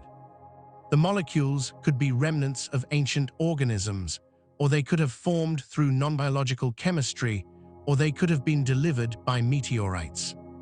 One particularly intriguing sample, nicknamed Wildcat Ridge, showed high concentrations of organic molecules along with chemical signatures suggesting the rock formed in an environment that could have supported microbial life. The sample came from a location where the ancient river flowed into the lake, exactly the type of setting where organic matter accumulates on Earth. Analysis on Earth using instruments far more sensitive than anything that can be sent to Mars might reveal whether these organics have any relationship to life. Other spacecraft continued studying Mars from orbit. NASA's Mars Reconnaissance Orbiter, in operation since 2006, monitored surface changes, tracked weather patterns, and searched for landing sites for future missions. The European Space Agency's Mars Express and Trace Gas Orbiter studied the atmosphere and searched for subsurface water. In 2020, China launched the Tianwen-1 mission, which included an orbiter and the Zhurong rover that landed in Utopia Planitia in May 2021. Zhurong explored the landing site, which may have been near an ancient shoreline, and used ground-penetrating radar to probe subsurface structures. The United Arab Emirates joined Mars exploration in 2021 with the Hope orbiter, designed to study the Martian atmosphere and weather patterns across complete daily and seasonal cycles. Hope's orbit allows it to observe the same location at different times of day, providing unprecedented views of how Mars' atmosphere changes throughout a sol. Together, this international fleet of spacecraft provides comprehensive monitoring of Mars from orbit, while rovers on the surface conduct detailed investigations of specific locations. The ultimate goal of current Mars exploration is to answer the question of whether life ever existed on the red planet. Perseverance's cached samples represent the best chance humanity has ever had of finding that answer.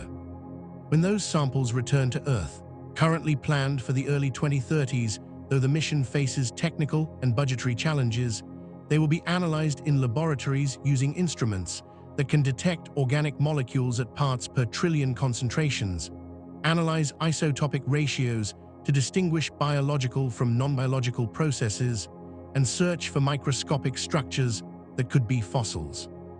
If the samples contain evidence of ancient Martian life, it would be one of the most profound discoveries in human history, proving that life arose independently at least twice in our solar system, and suggesting that life might be common throughout the universe.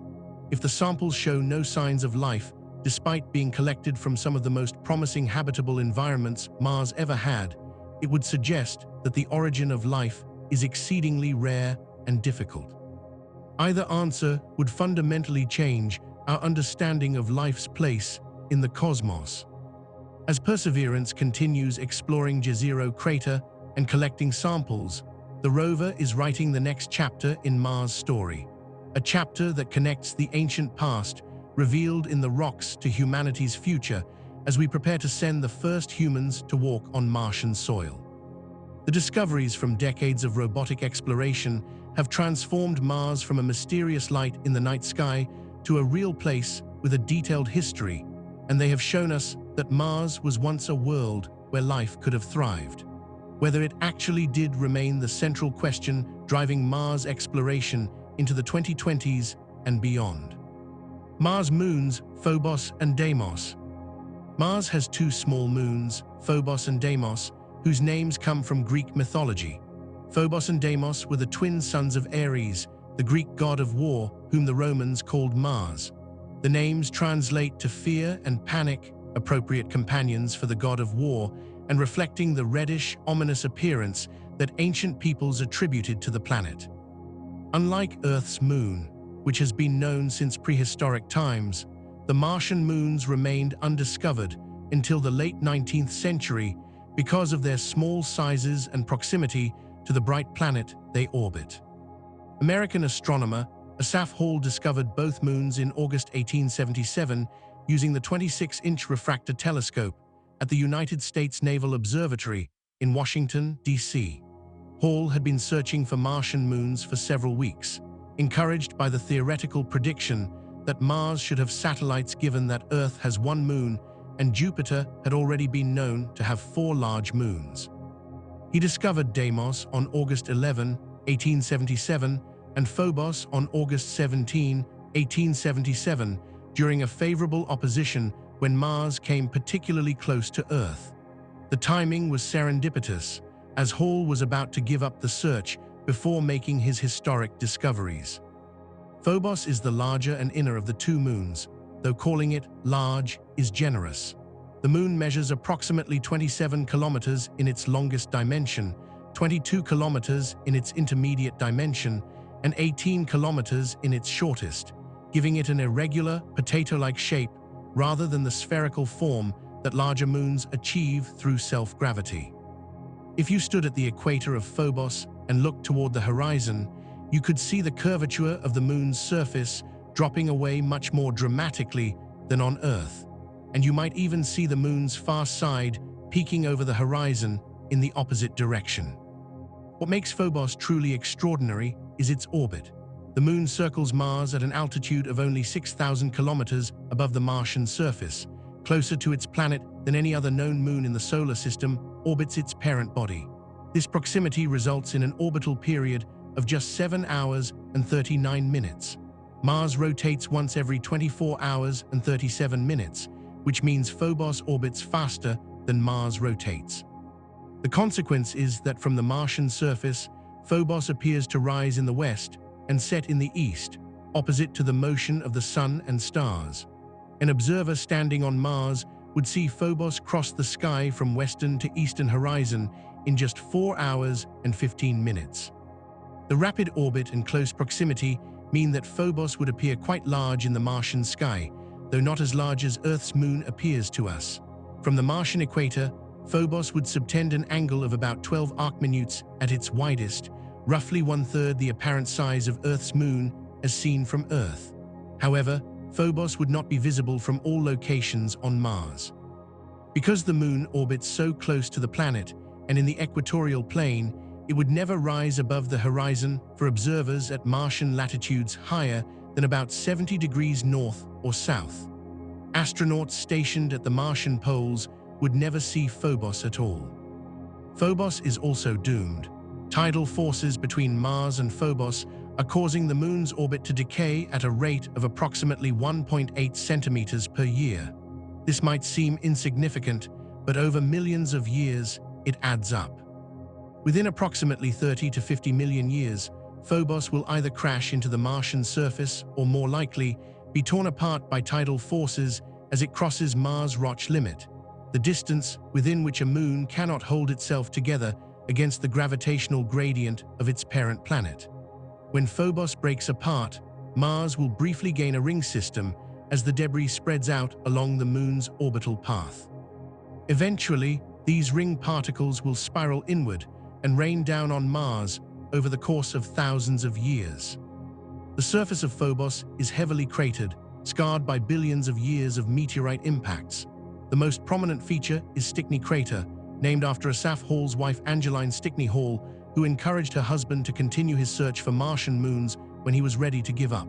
Stickney measures approximately 9 kilometers in diameter, nearly half the width of Phobos itself. The impact that created Stickney must have come perilously close to shattering Phobos entirely.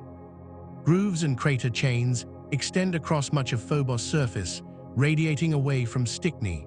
Scientists debate whether these grooves formed from the Stickney impact, from tidal stresses as Phobos orbits Mars, or from rolling boulders disturbed by other impacts. Spectroscopic observations of Phobos reveal a very dark surface with an albedo or reflectivity of only about 7%, meaning the moon reflects just 7% of the sunlight that hits it. This makes Phobos one of the darkest objects in the solar system, appearing nearly as black as charcoal. The low albedo and spectral characteristics suggest the surface is covered with carbonaceous materials similar to certain types of asteroids found in the outer asteroid belt. This composition has led many scientists to propose that Phobos is a captured asteroid rather than a moon that formed alongside Mars. Deimos, the smaller and outer moon, orbits at a more leisurely pace. The moon measures approximately 15 kilometers in its longest dimension and 12 kilometers across at its narrowest, about half the size of Phobos. Deimos orbits Mars at a distance of 23,460 kilometers from the planet's center, or about 20,000 kilometers above the surface, more than 3 times farther out than Phobos. Its orbital period is 30.3 hours, longer than a Martian day. This means that from the surface of Mars, Deimos rises in the east and sets in the west like the sun and stars, taking about 2.7 Earth days to cross the sky from horizon to horizon. Because of its greater distance and smaller size, Deimos appears much smaller in the Martian sky than Phobos. At its largest, Deimos would subtend only about 2 arcminutes, appearing as a very bright star rather than a disk. An astronaut on Mars might easily mistake Deimos for Venus as seen from Earth, a brilliant point of light moving slowly against the background stars. Unlike Phobos, Deimos' orbit is not decaying. It is actually very slowly moving away from Mars, though at a rate so gradual that it will remain in orbit for the foreseeable future. Deimos' surface is also heavily cratered and extremely dark, with an albedo similar to Phobos. However, Deimos appears slightly smoother than Phobos, with fewer grooves and a thicker layer of regolith, the dust and broken rock that accumulates on airless bodies from billions of years of meteorite impacts. The regolith on Deimos may be up to 100 meters deep in some places, giving the moon a somewhat smoother appearance than Phobos despite its ancient, cratered surface. The origin of Phobos and Deimos has been debated for decades. Three main hypotheses have been proposed. The captured asteroid hypothesis suggests that both moons were asteroids from the main belt or possibly from the outer asteroid belt that ventured too close to Mars and were gravitationally captured. This hypothesis is supported by the moon's irregular shapes, dark surfaces, and spectral similarities to carbonaceous asteroids. However, it faces a significant problem. Capturing an asteroid into a stable orbit is extremely difficult. The asteroid would need to lose energy somehow during its close approach to Mars, perhaps through atmospheric drag if Mars once had a much thicker atmosphere, or through a collision with another object.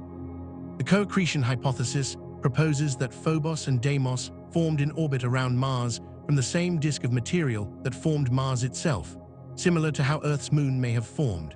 This would explain why both moons orbit nearly in Mars' equatorial plane with nearly circular orbits. However, this hypothesis struggles to explain the moon's composition, which differs from Mars' known composition and resembles outer asteroid belt objects instead. The giant impact hypothesis, which has gained support from recent modeling studies, suggests that a large asteroid crashed into early Mars, blasting material into orbit. Some of this debris coalesced to form Phobos and Deimos. This scenario could explain both the equatorial circular orbits and the asteroid-like composition if the impactor was itself an asteroid. Computer simulations show that impacts of sufficient size could place debris into orbits similar to those of Phobos and Deimos, and that this debris could form moons within a few years after the impact. Determining which hypothesis is correct will require more detailed information about the moon's compositions and internal structures. The European Space Agency considered a mission called Phobos Sample Return that would land on Phobos, collect samples, and return them to Earth for analysis. Such a mission could definitively answer questions about the moon's origin by allowing scientists to analyze the samples in sophisticated laboratories on Earth. Japan's space agency JAXA is currently developing a mission called Martian Moons E-Exploration, or MMX, that aims to visit both moons and return samples from Phobos, with launch planned for 2026. If successful, MMX would provide the first pristine samples from the Mars system and potentially solve the mystery of how these enigmatic moons formed. Phobos and Deimos may also serve as stepping stones for future human exploration of Mars. Because of their low gravity, landing on and taking off from these moons would require far less fuel than landing on Mars itself.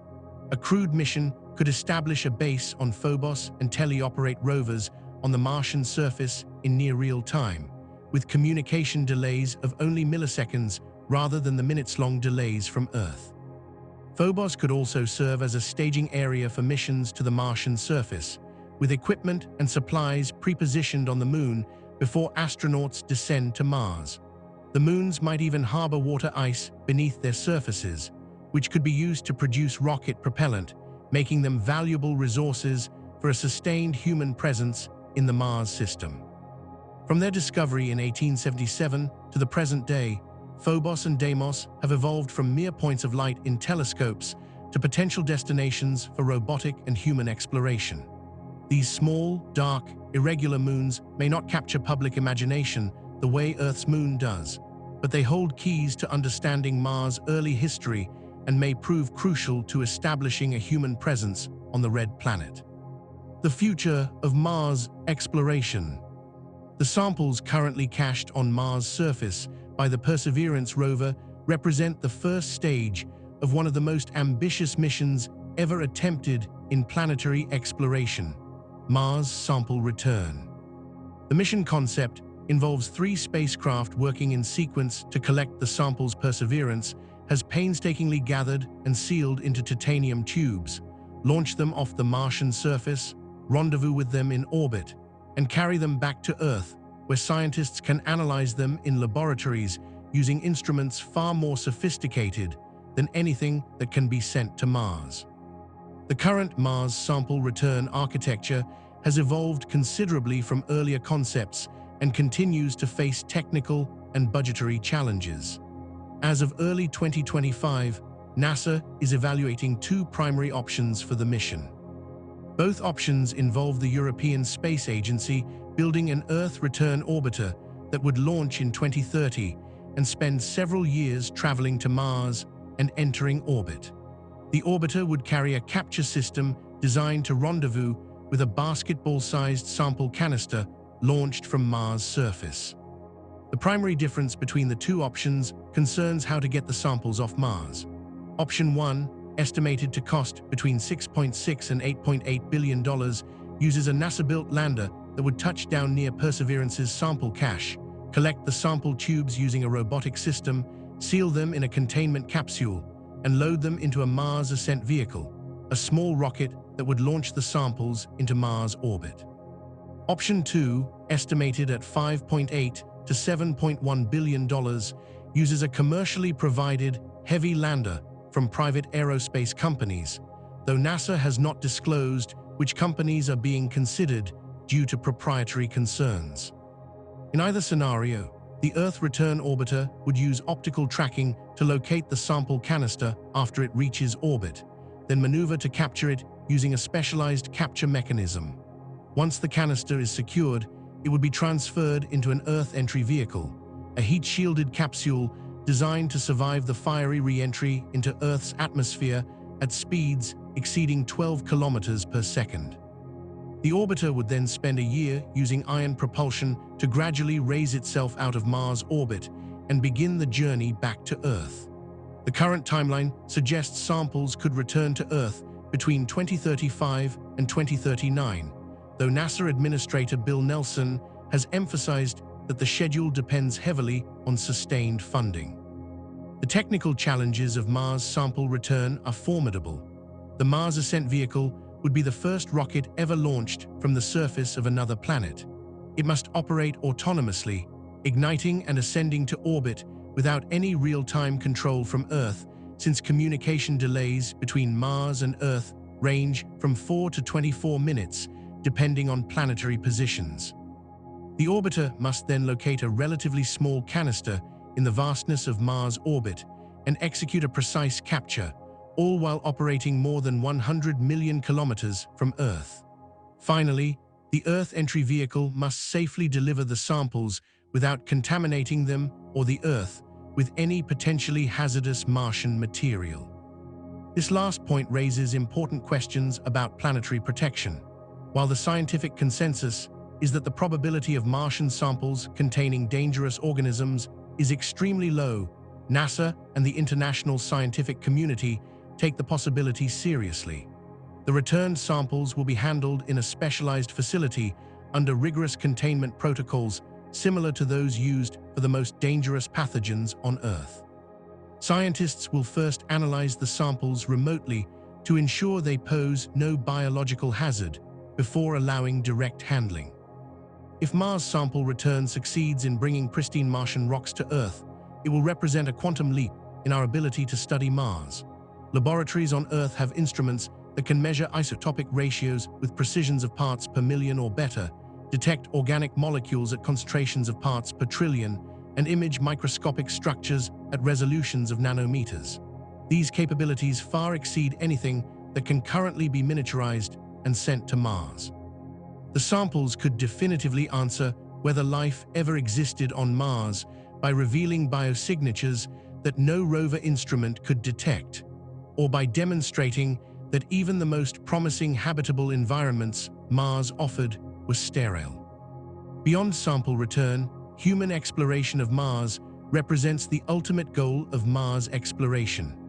NASA's current plans, developed in coordination with international partners through frameworks like the Artemis Accords, envision sending astronauts to Mars sometime in the late 2030s or 2040s.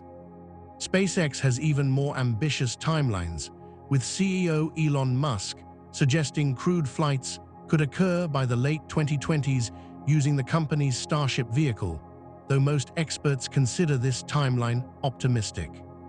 The challenges of sending humans to Mars dwarf anything attempted in the Apollo program or the International Space Station. A round-trip mission to Mars would take approximately 2 to 3 years, depending on planetary alignments, with astronauts spending 6 to 9 months traveling to Mars, 400 to 600 days on the surface waiting for the return launch window when Earth and Mars align favorably, and another 6 to 9 months returning to Earth.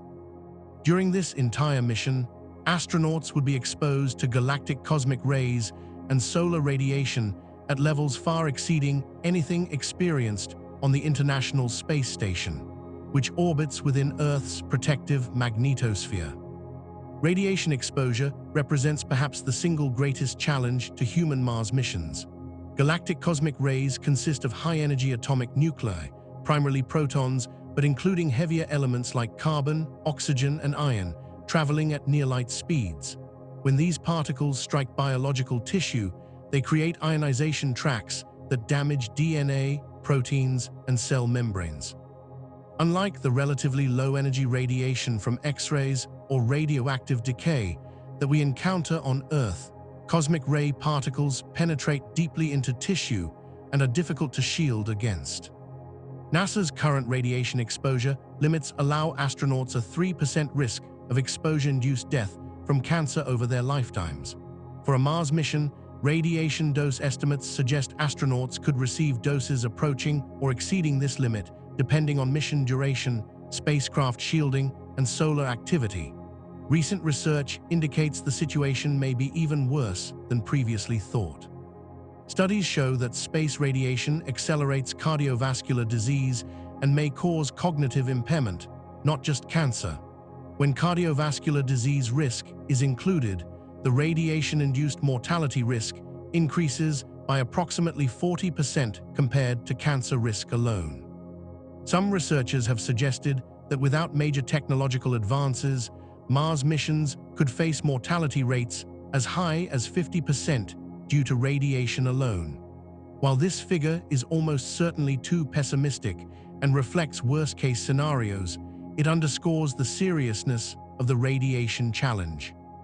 Potential solutions include more robust spacecraft shielding using materials like water or polyethylene that contain hydrogen atoms effective at stopping radiation, establishing habitats underground or in lava tubes on Mars where meters of rock would provide shielding, timing missions to coincide with solar minimum when cosmic ray flux is lowest, and possibly developing pharmaceutical countermeasures that repair radiation damage or enhance cellular resistance.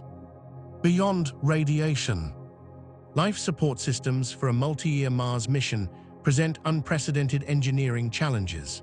The crew would need food, water, oxygen, and waste recycling systems that operate reliably for years without resupply. The psychological challenges of isolation, confinement, and living with a small group in a hostile environment for years may prove as difficult as the technical challenges.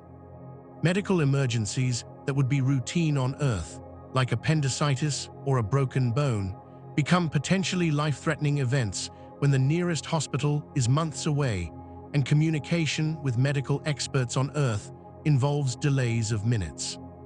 Landing humans safely on Mars presents its own set of challenges. The Martian atmosphere is thick enough to require heat shields and create heating during entry, but too thin to slow spacecraft sufficiently using parachutes alone. The entry, descent, and landing, or EDL, phase has been called 7 minutes of terror for robotic missions. For human missions, the spacecraft would be much larger and heavier than any robotic probe, potentially weighing 20 to 40 metric tons or more. Landing such masses safely will require new technologies like supersonic retropropulsion, where rockets fire while the spacecraft is still traveling at supersonic speeds through the atmosphere. Once on Mars, astronauts would need to survive in an environment where atmospheric pressure is less than 1% of Earth's. Temperatures average -60 degrees Celsius, and deadly ultraviolet radiation bathes the surface. Spacesuits would essentially be miniature spacecraft, providing pressure, oxygen, temperature control, and radiation protection. Habitats would need to be airtight, robust enough to withstand dust storms, and shielded against radiation. Power generation would require either nuclear reactors or large solar panel arrays. In situ resource utilization, abbreviated as ISRU, could dramatically reduce the mass and cost of Mars missions. Rather than carrying all consumables from Earth, astronauts could extract resources from the Martian environment. The MOXIE experiment aboard Perseverance has already demonstrated that oxygen can be produced from Mars' carbon dioxide atmosphere. MOXIE uses solid oxide electrolysis to split carbon dioxide molecules into oxygen and carbon monoxide. The experiment has produced oxygen in 16 runs since April 2021, demonstrating that the technology works in the actual Martian environment. Scaling up MOXIE's technology could provide oxygen for breathing and for use as rocket oxidizer. A human-scale system might produce 25 to 30 metric tons of oxygen, enough to support a crew and produce propellant for the return journey. Water ice, which is abundant in the Martian soil at high latitudes and possibly accessible in other locations, could be extracted and purified to provide drinking water and could be split by electrolysis into hydrogen and oxygen.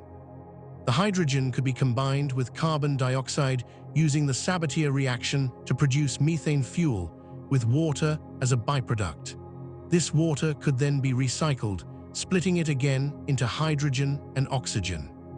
If humans can successfully establish a sustained presence on Mars, some visionaries imagine eventually terraforming the planet, engineering its climate to make it more Earth-like.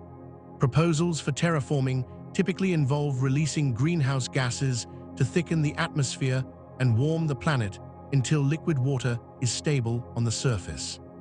The primary candidate for greenhouse warming is carbon dioxide, which is present on Mars in several reservoirs. The polar ice caps contain frozen carbon dioxide. Some carbon dioxide is adsorbed onto dust particles in the soil, and carbonate minerals in rocks contain carbon locked away. However, a detailed study published by NASA in 2018 concluded that terraforming Mars using present-day technology is not feasible. The study, led by Bruce Jakosky, calculated that even if humans could release all accessible carbon dioxide from the polar caps, soil, and mineral deposits, it would provide less than 15% of the carbon dioxide needed to raise atmospheric pressure and temperature sufficiently for liquid water stability. Most of Mars' original carbon dioxide was lost to space or locked in carbonate minerals buried too deep to access. More speculative proposals suggest importing volatiles from elsewhere in the solar system, such as redirecting ammonia-rich asteroids or comets to crash into Mars, releasing their volatiles into the atmosphere. Other ideas include deploying orbital mirrors to focus sunlight on the poles and release carbon dioxide, or manufacturing super greenhouse gases like perfluorocarbons that would provide stronger warming than carbon dioxide. These concepts remain firmly in the realm of science fiction with current technology, but they illustrate the long-term thinking that motivates some Mars advocates. More immediate than terraforming is the possibility of establishing permanent research bases on Mars similar to Antarctic research stations on Earth. Such bases could be occupied year-round by rotating crews conducting geological, biological, and atmospheric research. Over decades, these bases might expand into settlements supporting hundreds or eventually thousands of people, creating a second branch of human civilization on another planet. Whether this vision is realistic or remains forever aspirational depends on whether the technical, medical, and economic challenges can be overcome. SpaceX's development of the Starship vehicle represents one pathway toward human Mars missions. NASA has already contracted SpaceX to develop a lunar variant of Starship for the Artemis program, which aims to return astronauts to the Moon. The contract, valued at $2.9 billion, initially with a later modification for additional missions, demonstrates NASA's confidence in the Starship concept. If Starship successfully lands astronauts on the Moon, the same basic architecture could potentially be adapted for Mars, though the longer mission duration and greater distance would require additional life support capacity and potentially orbital refueling depots. The ethical dimensions of Mars exploration and potential settlement also warrant consideration. Should humans visit Mars if there is any possibility of extant life, even microbial life, in subsurface environments? Could human activities contaminate Mars and destroy the very evidence of ancient life we seek to find? If Mars is truly sterile, does humanity have a responsibility to preserve it in its natural state, or right to modify it for human use? These questions have no easy answers and will require international cooperation and dialogue as human Mars missions transition from science fiction to science fact. Conclusion and call to action. The story of Mars spans 4.5 billion years. From its violent birth in a disk of dust and gas orbiting the infant sun to the cold desert world we explore today with rovers and prepare to visit with human crews in the coming decades. It is a story of transformation on a planetary scale, of a world that began with conditions remarkably similar to early Earth, but diverged onto a dramatically different evolutionary path. Where Earth maintained its magnetic field, thick atmosphere, and oceans of liquid water to become a living world, Mars lost its magnetic shield, its atmosphere stripped away by solar wind, and its surface water frozen or buried beneath the ground. The geological record preserved in Martian rocks tells us that for hundreds of millions of years during the Noachian period, Mars was a world where water flowed freely. Rivers thousands of kilometers long carved valleys across the highlands. Lakes filled craters and persisted for thousands to millions of years, long enough to deposit layers of sediment that we can still observe today. The atmosphere was thick enough to support this liquid water, and the climate, while perhaps never as warm as Earth's, was nonetheless mild enough that rain or snow fell from the sky and participated in a functioning water cycle. These were conditions where life could emerge, and if life arose on Mars as it did on Earth during this same time period, hundreds of millions of years were available for that life to develop and diversify. The key turning point in Mars history was the loss of its magnetic field between 3.6 and 4 billion years ago.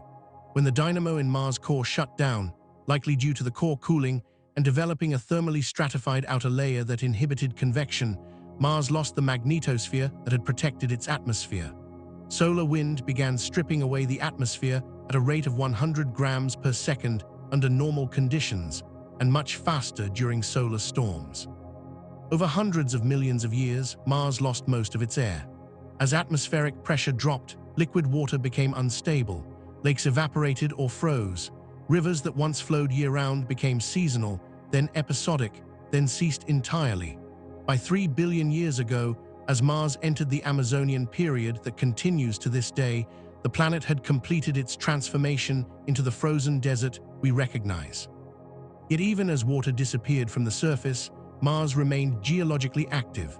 Volcanic eruptions built the Tharsis province and created Olympus Mons, the largest volcano in the solar system at 25 kilometers high and 600 kilometers wide. Lava flows resurfaced vast regions of the planet. Catastrophic floods burst from subsurface aquifers, carving massive channels that still scar the landscape. Tectonic stresses opened Valles Marineris, a canyon system that would stretch across the entire United States. These processes continued well into the Amazonian period, with the most recent major volcanic eruptions occurring perhaps 100 to 200 million years ago, long after dinosaurs had evolved on Earth. Mars today is a world of ice, dust, and thin air. The atmosphere is less than 1% as thick as Earth's, composed mainly of carbon dioxide. Temperatures average negative 60 degrees Celsius, cold enough that carbon dioxide freezes out of the atmosphere each winter at the poles. Vast quantities of water ice lie buried beneath the surface, particularly at high latitudes, representing the remnants of ancient oceans and rivers now locked away. Dust storms periodically engulf the entire planet, and mysterious dark streaks called recurring slope lineae hint at possible briny water seeping to the surface in warm seasons. The exploration of Mars by spacecraft has been one of humanity's great scientific achievements. From Mariner 4's first flyby in 1965, which revealed a cratered moonscape and shattered romantic notions of canals and civilizations, through the Viking landers that conducted the first search for life on another planet, to the Rovers' Spirit and Opportunity that found definitive evidence of ancient water, to Curiosity's discovery of habitable environments and organic molecules, to Perseverance's current mission caching samples for return to Earth. Each mission has revealed Mars in ever greater detail. Orbital spacecraft have mapped the planet at resolutions measured in centimeters and analyzed the composition of rocks and minerals from hundreds of kilometers above. The InSight lander probed Mars' interior with seismology, revealing a liquid core and providing insights into why the dynamo failed. These robotic explorers have shown us that Mars was once a world with conditions suitable for life as we know it. Whether life actually arose during Mars' habitable period remains the central unanswered question driving current exploration.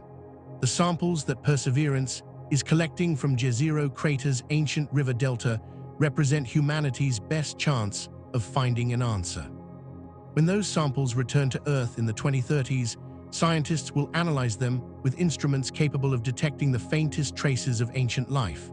The results will either demonstrate that life emerged on two planets in one solar system, suggesting life is common throughout the universe, or show that even under favorable conditions, life did not arise on Mars, suggesting the origin of life is exceedingly rare.